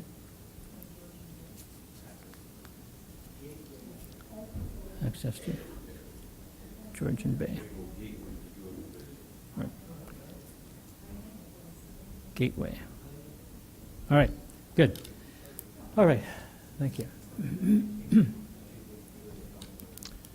Okay, this is the first one of several where what I've tried to do is to say, here's an issue, you've told me, and how strongly do you feel about that? Because obviously, ultimately when we kind of get further down the line here, I'm going to be kind of harping away at a bit of a graph I'll show you, which says on one axis is importance, and the other is feasibility. So if something's really important, you're going to try to do something about it because, doggone, it's just that important to people.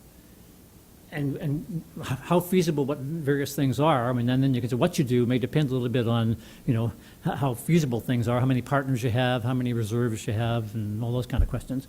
So this is really getting at the question of importance. If people say, if the weighted average here that you get back from your random sample says, where's that question, where to go here?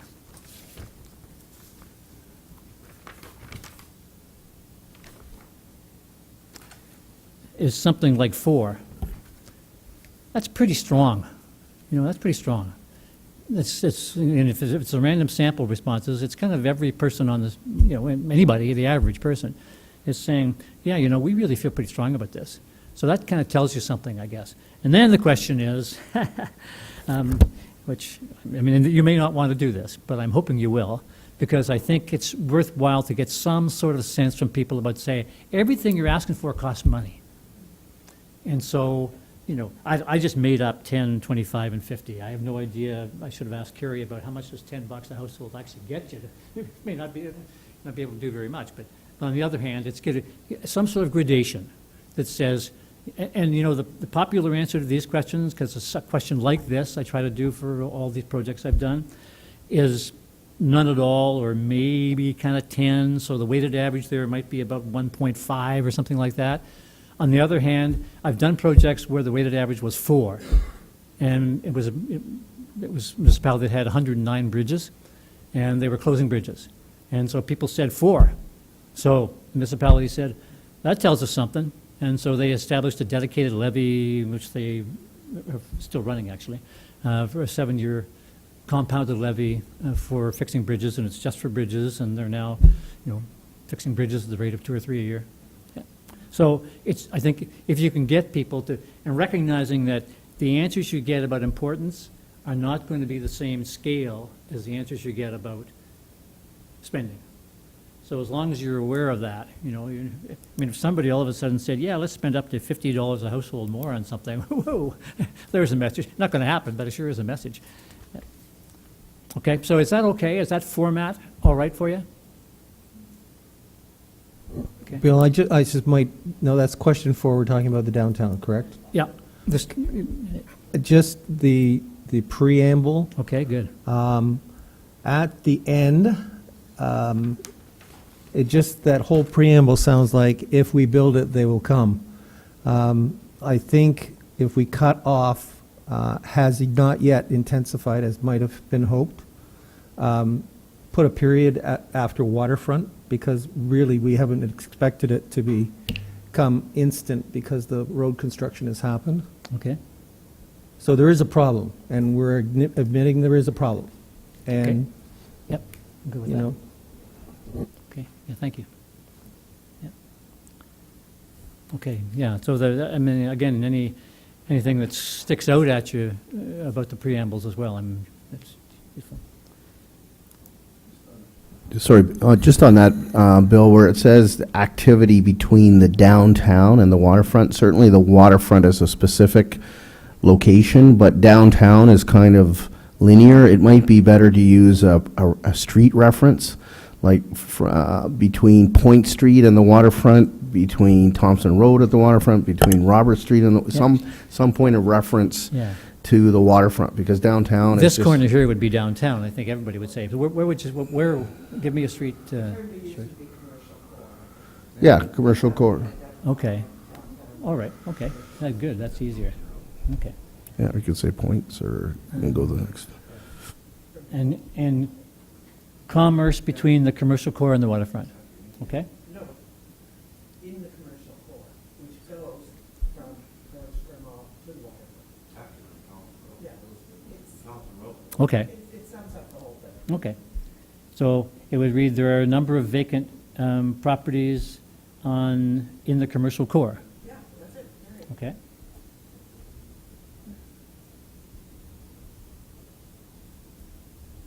Okay, does that do it for everybody? So the preamble there is, despite the town's substantial recent investment to reconstruct Main Street, there remain a number of vacant properties in the commercial core. Period. Everybody okay? Yeah? All right, good. Thank you for that. Okay. So, the next one is about the arena, and you know from the previous discussion that many of you identified that as being something that's addressing it somehow or other. I've already had some help from some of my friends on some of the wording for this, but essentially it's the same kind of format, right? It says, okay, here's an issue, some sort of, I would like to see some sort of range of money, but and we can say with Sherry's help we can kind of fix some of the wording here a little bit, but the same format. How important is it to you? And then the part B being, what are you, on the same kind of a gradation, what are you willing to spend to do something about it? Everybody okay with that? Okay, I'm moving on here. Through you, Mr. Chair, if I just might jump in to complement what Bill said. We've had some discussion at a staff level around including the estimates in terms of what it would cost to, the term has been used up there around remodeling, and then to take it a step further to build brand new. So I think Bill and I and Sherry will connect just around the numbers. We just want to be cognizant that, we're not setting ourselves up for failure with the community, and numbers are being ran with. So we just need to be cognizant of that. I think including numbers is more impactful, without a doubt, but I think we just want to be careful, that's all. So we'll have some dialogue. I think that's what Bill was referring to when he said he's had some help from his friends. So we'll, if council's okay with that, we'll kind of have some dialogue around how we carefully word that particular question. All right, thank you. So the next one then is about and this again was one of your, just feeding you back what you gave me. I heard from several of you that this is kind of the top of the list for you. So again, a little bit of a preamble. Happy to, Brian's not here, but I'm happy to take advice from from anybody, and particularly where there are numbers that I'm looking for. But the same format. How important is this to you? Well, essentially on a scale of 1 to 5. And then, is it important enough to actually say you want to spend a little more money on it? The average household, spend a little more money on it. So same format as the others. Again, what I'm hoping is that, given that you've told me that this is something you see as being really key to your success for the next few years, let's hear from the public what they say. Bill, just in the preamble, in the second sentence, at the start of the second sentence where it says, "in most of the town," I question that statement.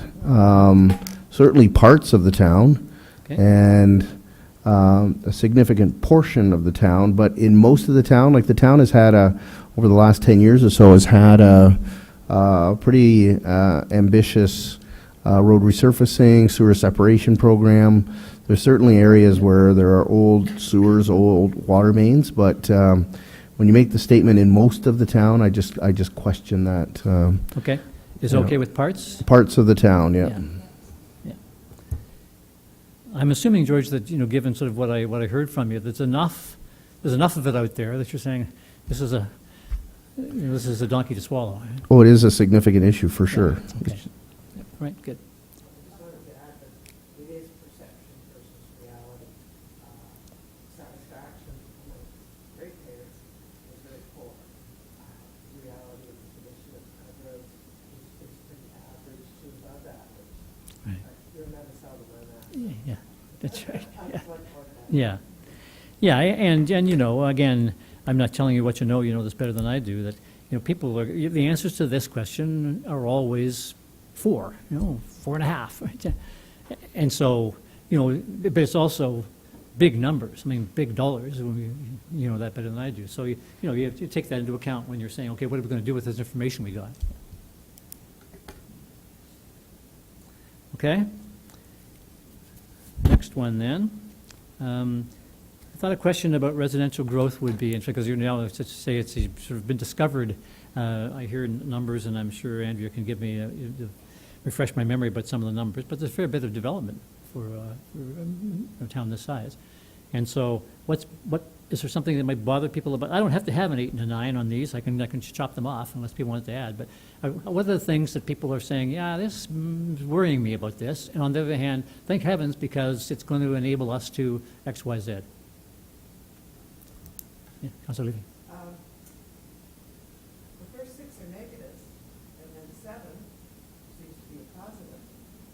Oh, What's with that? yeah. Yeah, you're right, yep. Or do you just throw that in? Yeah. Must have been getting late at night, that's all I can say. But, yeah, I can take that one out. So I need a 7, 8, and 9 on that one then.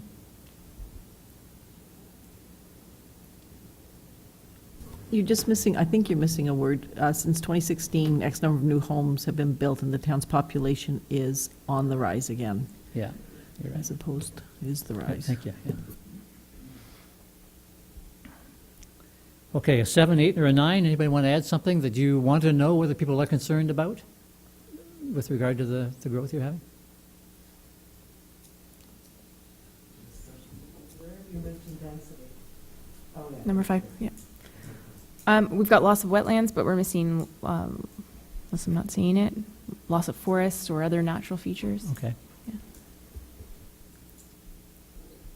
So I'll make that a 7, loss of forest or forest cover or something like that. Animal habitat could be one. Does it have anything about species in there? Okay.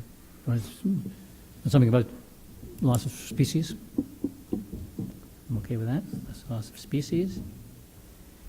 Okay, so 7 would be loss of forest cover, and 8 would be loss of species. Is there a 9? I suggest perhaps lack of diversity in the housing type. I don't know how you say that. Like, it's all predominantly single-family homes, but may need apartments, may need, those type A of. 10 here if I write small. Anybody has anything else that wants to add? All right, okay. So B is the flip side of that. Say, you know, we're really pleased about the growth we're getting because it's going to enable X, Y, Z. Is there anything, do I have an 8 and a 9, even a 10? Anybody want to change any of the others? On in the survey? In terms of question 1, we have that. We still have that in question 1. So we have tranquility, peace and tranquility, I should say, and then sustainable growth in question 1. So it wouldn't necessarily fit here as something that they're looking to growth to achieve. So this question is, what are you looking to growth to achieve for us all? Anybody got an 8 for me?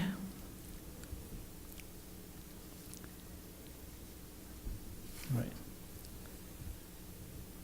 Something may occur between now and finalization, but if I only have 7, that's okay too. Lots of choices. And as long as they're the kinds of things you want to know what people are thinking about, then it serves its purpose. All right, affordable housing. This one I just kind of thought, because I didn't want to put the dollar thing in here because there's so many different ways to get at this, right? I mean, it's kind of a planning question, which doesn't cost a lot necessarily if you can get it done that way. On the other hand, there are certainly municipalities, I work for some, that take a very active role in housing, saying, you know, we got to do something. We got to talk about property, and we've got to talk about deals and so on. So I didn't want to get into that level of detail, but I thought if we just kind of had the question to say, how important is this to you? And again, if it's a 4 or 4.5, it says, okay, let's put our thinking caps on here because people are expecting us to do something. Yeah? Okay. Is that all right with that? Mhm. All right.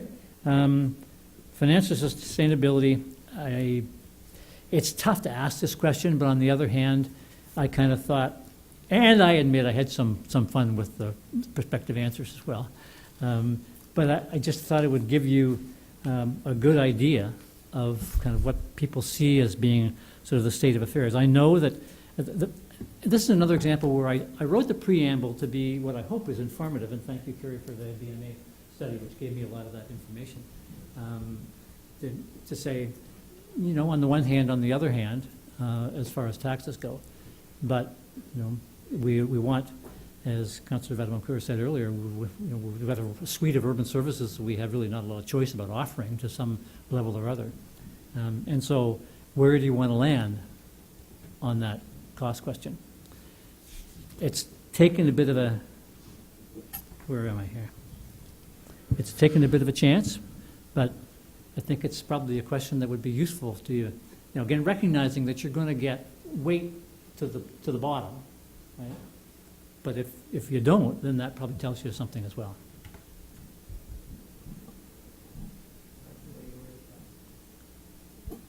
Bill, my concern would be, if this is Penetang proper, then do we need to put the county in there?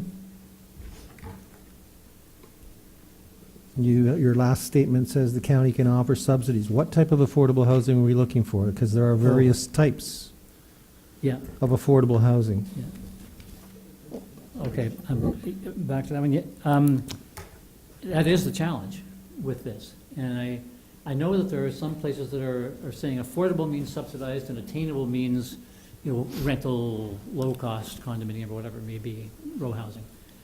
I just was thinking to lump it all. I mean, I'm at your disposal, but I was just thinking lump it all in to say there are different aspects of it. I think the biggest thing is that people get confused over Okay. what the county provides versus what we're able to provide. And this puts in both of them, Yeah. and we're looking at housing stock that's affordable to everyone Okay. versus the subsidies that the county provides. Yeah. Okay, I'm happy to take that out. Was that okay with everybody? Take that out of there, so it's just, I'll put it this way, it then is just the matters that are within your jurisdiction. Yeah. Okay. Good, thanks. Okay, so question number 9 here then. So, Bill, just so I understand, taking question 8 out entirely, is that what you're? No, I was just taking out the last line, which talked about the Oh, I county see, okay. subsidized housing. Okay, yeah, because I think the question is still a relevant question. So it's just that last sentence. Okay, thank you. Right? Number 9. Okay, so the next one, yeah, just scroll up, please, yeah.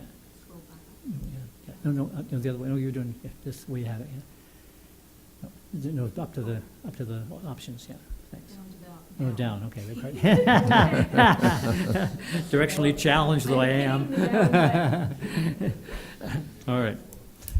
Okay, so, as I said, trying to give people quite a range of responses here with the preamble about, the financial situation, and then and basically the balance of this is what you do every meeting, right? This is your job, and so try to put people in your shoes to say, okay, where do you want to land on this thing? Is it? Should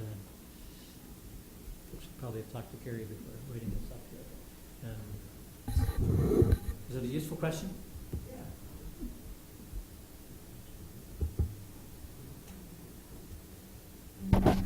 Bill, just with question number 2, because we talk about taxes, and then there's tax rate. And the town could maintain its tax rate, but because assessment goes up, the taxes are going to go up, just because of the function of the factor multiplying the assessment by the tax rate. So the town could do everything it can to keep its tax rate the same, but the amount of taxes is going to increase. So how do you... Nice problem to have there. Yeah, well, how do you deal with that, like in question number 2? Keep taxes where they are, keep what we have, but don't do anything that would cause taxes to increase. Yeah. So it's the taxes part, where tax rate, like I can understand tax rate, do anything for the tax rate, but taxes are going to go up. The amount you're going to pay is going to go up based on assessment. I wonder, George, if we put a word like your or my in there, so that people are saying, okay, on my house. If they put in an addition on the house or something, but typically speaking, my house, would that do it? Because I just didn't want to get too technical. Is the challenge that I had a little bit there. So, but I know the question you're asking is people aren't really looking, generally speaking, at the global, the books at the financial information returns or anything. It's kind of what the feel of it is on their house. Would that help if I just added a my or a your in there? Most people only care how much they got to write the check. I don't care how much the school board's taken or the county's taken or whatever. You ask most people what are your taxes, they tell you the total that they have to pay. Then we have to go and explain to them that 60% of that becomes ours, the rest is for somebody else. Or we did everything to keep our tax rate the same, but your taxes went up because the value of your house went up. Right. Yeah. But it's, I'm not sure how we can explain that. I don't know how you explain it. Most people just care about what they got to write the check for. Good try that, unless you can figure out the wording. Yeah. On a one-on-one argument is how that goes.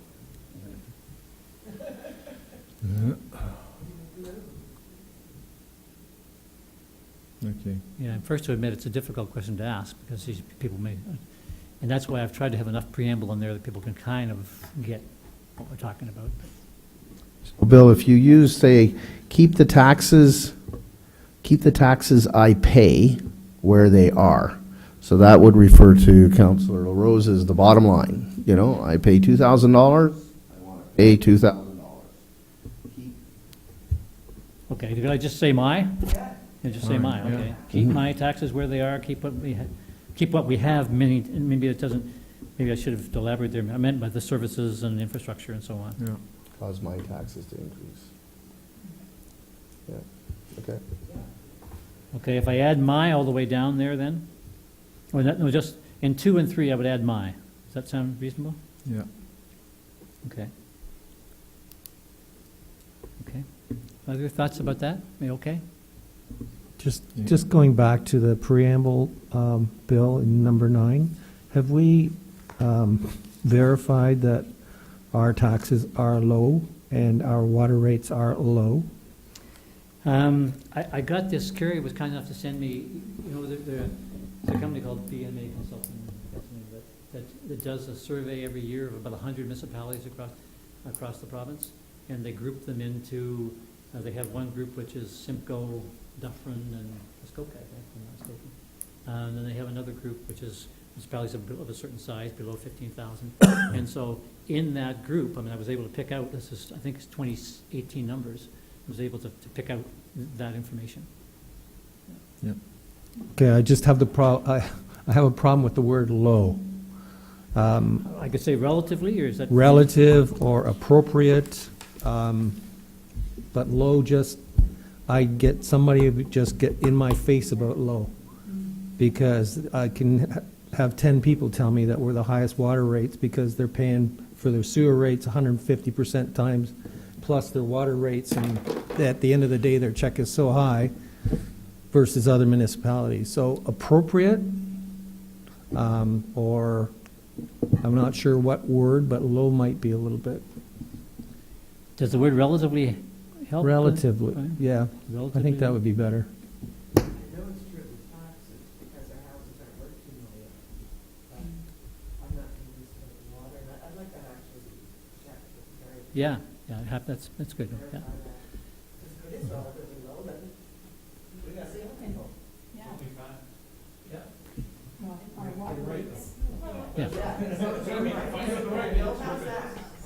Oh, absolutely. Yeah, I mean, I'm looking forward to all sorts of help. And in fact, I mean, does it matter? I can take the water rate reference right out if the, No, because there's water rates right within our area. They're a lot more than what our residents are paying. Yeah. okay. Carrie and I will work on that one. Good. Okay. Number 10. And that's about, again, I had struggled with how to ask this question, but, you know, it's something that I think you're probably interested in, to know, sort of, do people have a sense that, you know, your communication, it's both the communication out and the input in, I guess, is, you know, adequate and being done. It compounds the two questions, though. One is about the medium, electronic versus non-electronic, coming into the office, that kind of stuff. And the other is about the level of involvement. Like, I want to be on a committee, or I want there to be a public meeting and come and have stuff explained to me, or I want to be able to go to the town hall and talk to Carrie or talk to Paul and we'll get whatever information I want. Versus, you know, I really, you know, mind you, if their answer is the number one, they probably won't fill in this questionnaire, but so we won't have a lot of number ones, I suspect. But is that okay? I mean, does that tell you something that would be useful to you? Yeah. So the choices there then on the next page, Ms. Sherry. Yeah. Giving people a choice of all the way from, like, I'm not interested, to, you know, I want to be on a committee and have some influence on these things.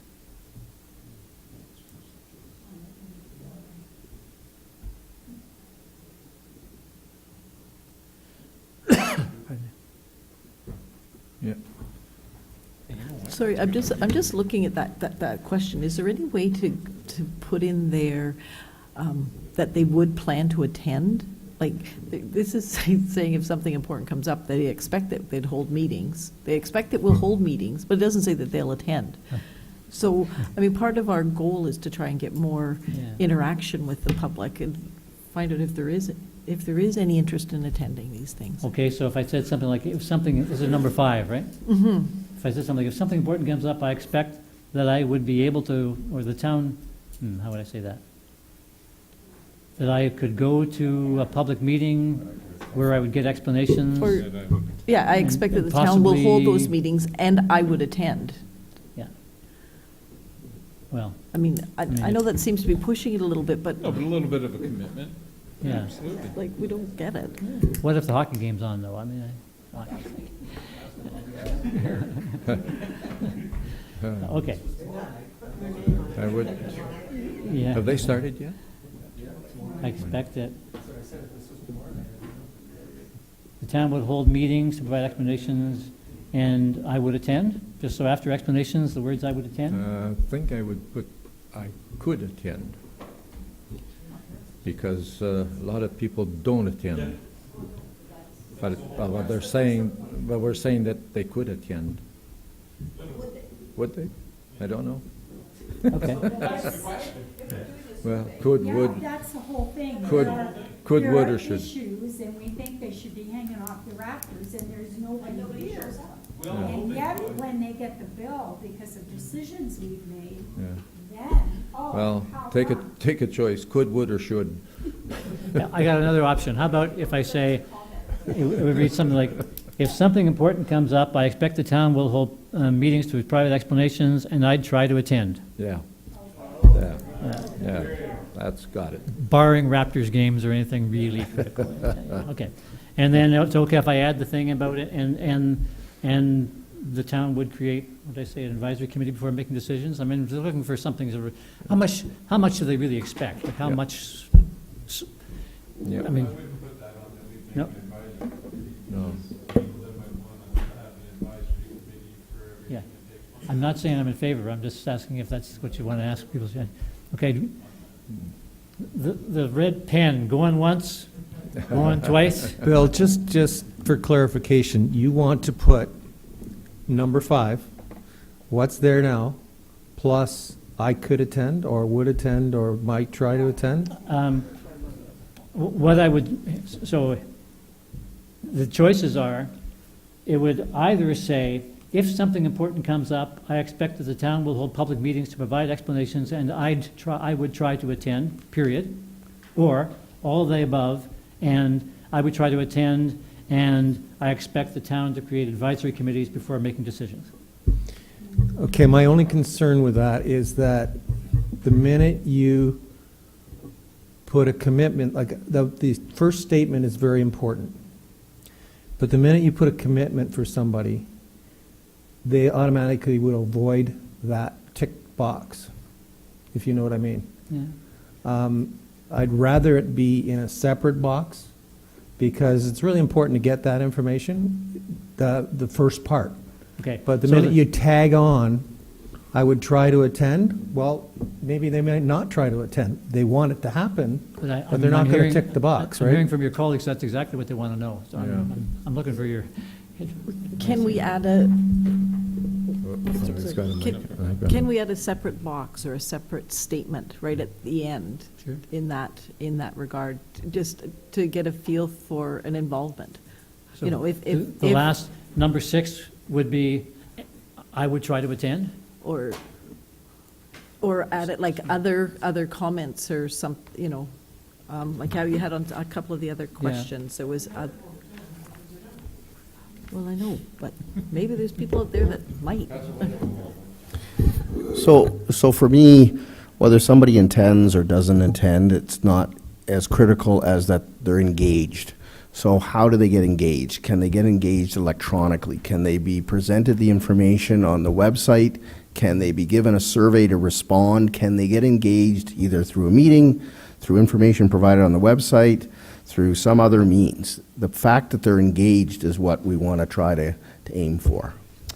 Okay, so picking up on that then, well, before we get to that, I'm coming back to it. Is everybody okay if we strike this advisory committee thing? It's kind of confusing and all right, good. So done, that's done. And so now, if we leave it at, if something important comes up, I would expect the town to hold public meetings and provide explanations, and I would try to attend.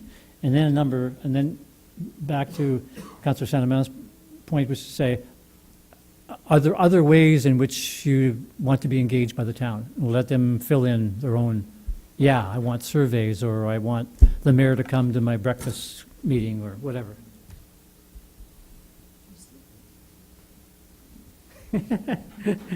Yes, I can still see. Would that be, do you leave it open, an open-ended question like that, being a number at the bottom?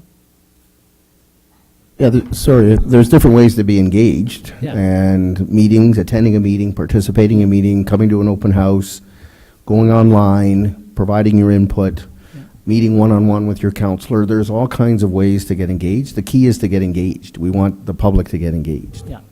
And so would that give you the, in addition to some of the forced answers, if you like, the 1 to 4 or 5 as amended here, if we added then the opportunity to say, are there other ways in which you want to be engaged with the town? They write in their own answer, and I feed it back to you when we get the responses. I think we're getting away from the question. If you read the question, It is, what do you expect from the town? Does this fall in line with what? Yeah, that was the intent, yeah.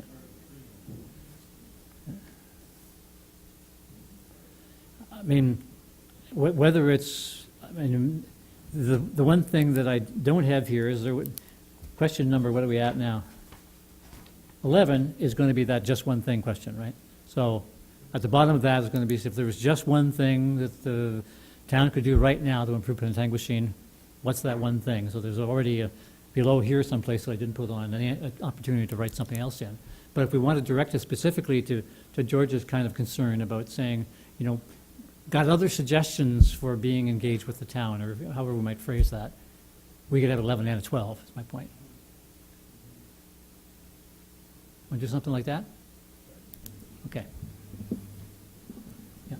Okay, so leave that with us. We'll do an 11, which is about, 12 is a just one thing question, and then 11 would be a question that maybe Jeff can help me with this one.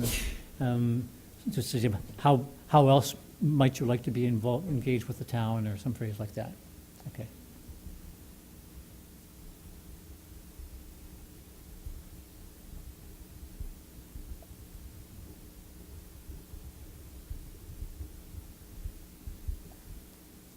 Okay, it's an opportunity to write things in.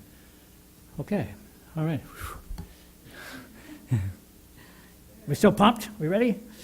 Okay, so that's, I mean, subject to help from my friends and some you know, your suggestions.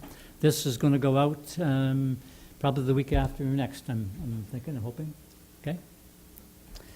And as I say, we will mass produce and carry it around with us when we're meeting with organizations and individuals and that kind of thing. Okay. And then it will be on the website, and we'll do a communication blitz to make sure people are aware that all of what we're doing, and in fact that there's a survey they can respond to. All right. Good.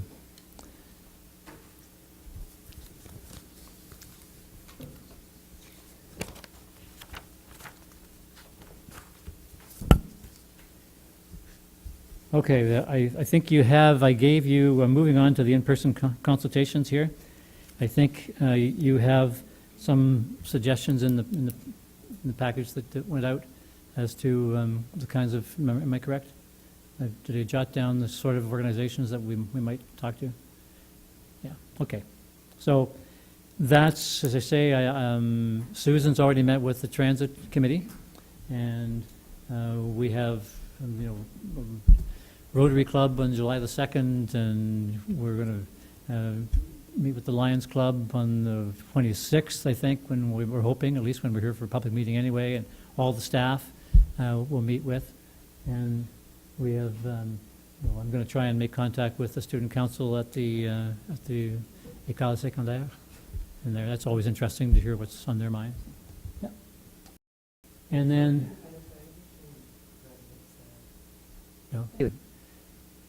engage or represent younger folk. I don't know how many we'd get, but if we can make any suggestions to how we can market the thing and promote it, we'll be gratefully received. I mean, we've got the time and to do it.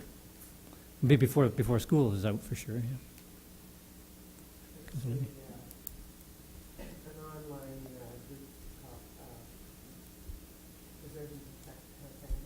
Yeah.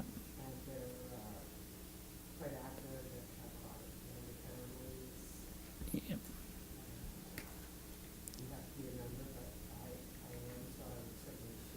Okay, yeah. Okay, I gave Kelly and Jeff a longer list than this, and that they were on that list. Yeah, so good, yeah, I certainly would like to. I don't know, do they have regular meetings, Councillor Levy? No, but maybe with a little bit of help, I could say they could come together for an hour and meet with us. Oh, I see, oh, yeah. Oh, I see, okay, yeah, sure. I just had a crazy idea, but there's a ton of people that are using our waterfront park. What about staging something in the park? It's something different. Mhm. it may attract people that walk and even As long as it's not raining, I'm in. Yeah. Okay, yeah. Let's think about that. Where we would spend an evening essentially saying, handing out stuff and wearing our sandwich board, or just to say, come and talk to us about, what are the issues and opportunities in Penetangmashing. Yeah.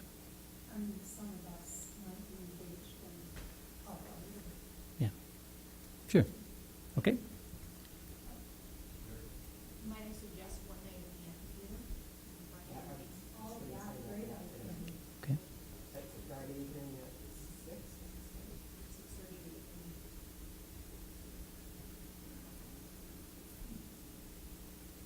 I actually sharing that evening lunch for a week for you.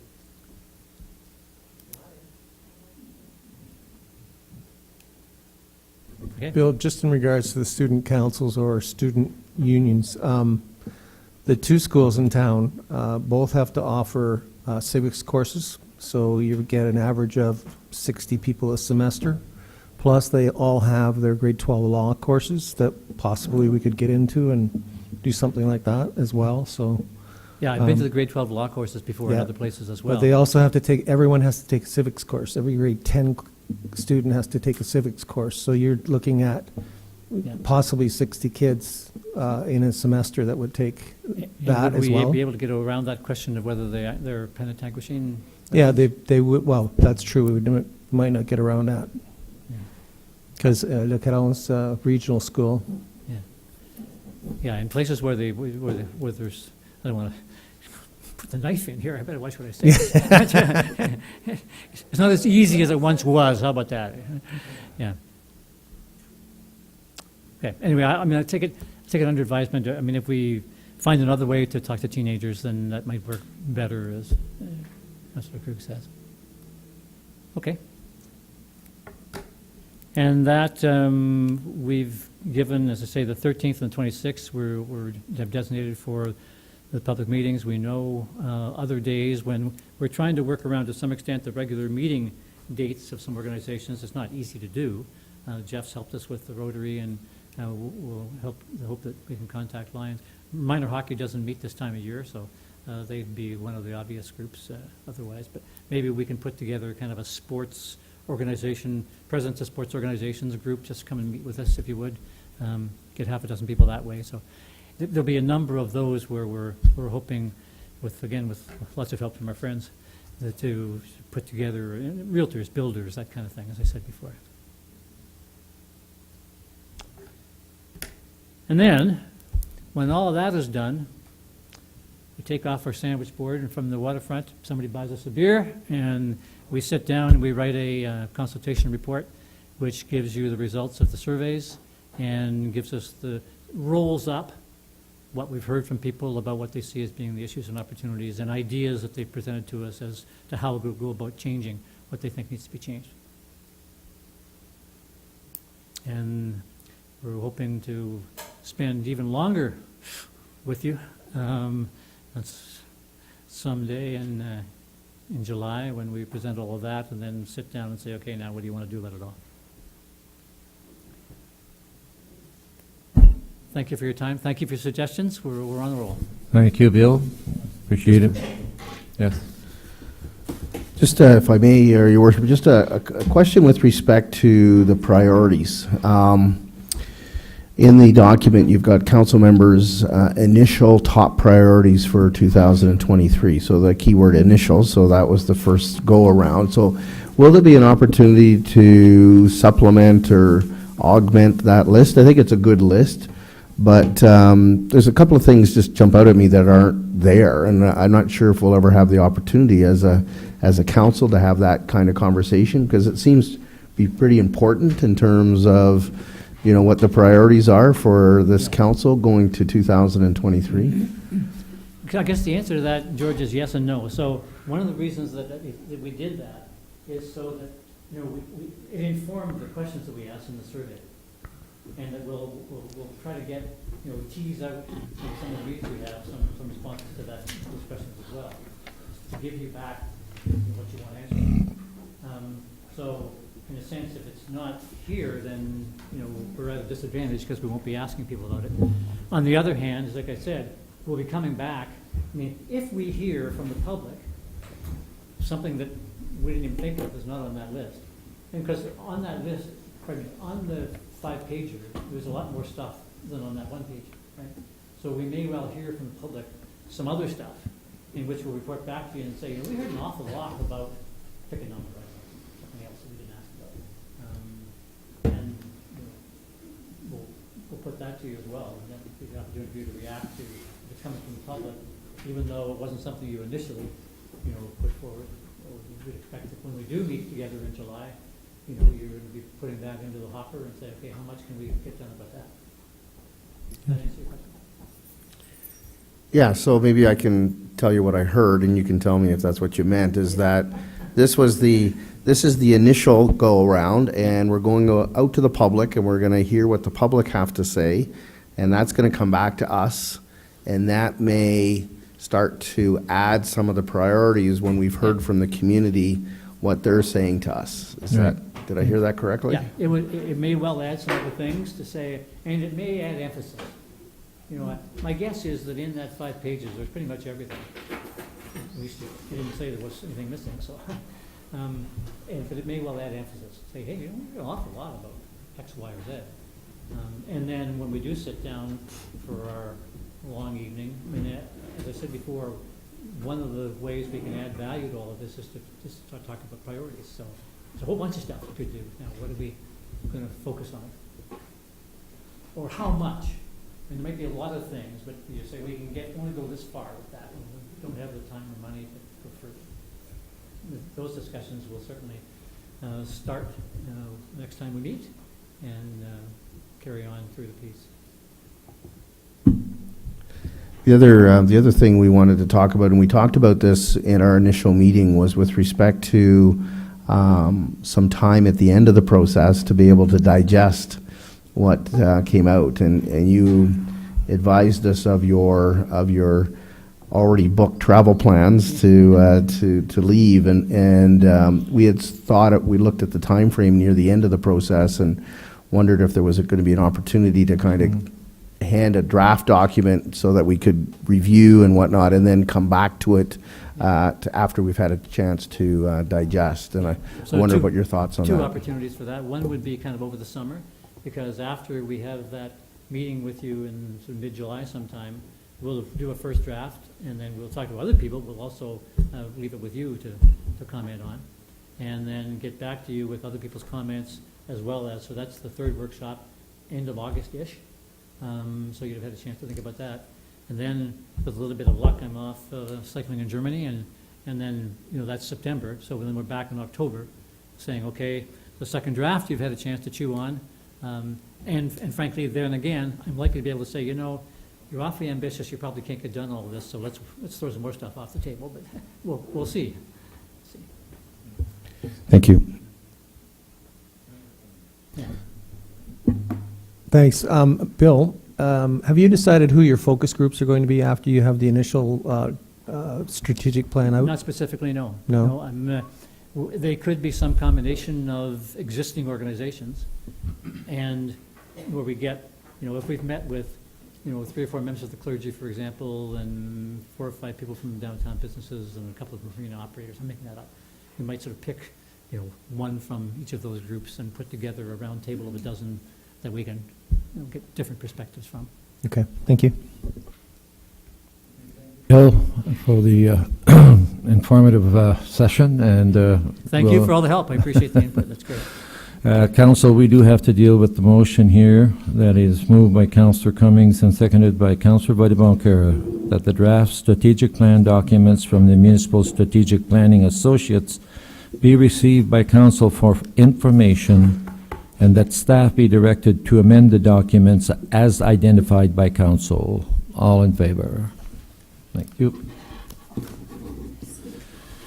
Question period from the media and the public. We have none, and so motion to adjourn. Councillor Mayette and Deputy Mayor Dubo. We are adjourned.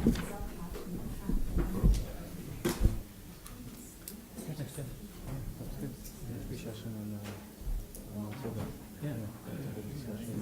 I made some notes, and I'm sure you did too. You want to go over and make those changes, and then when's your intent to get it released? You said the week after. Yeah, at the latest. I'm kind of hoping next I was Friday. gonna say, by the end of next week. Yeah. So what I need to do, we need to finish it first, but then we also need to do a bit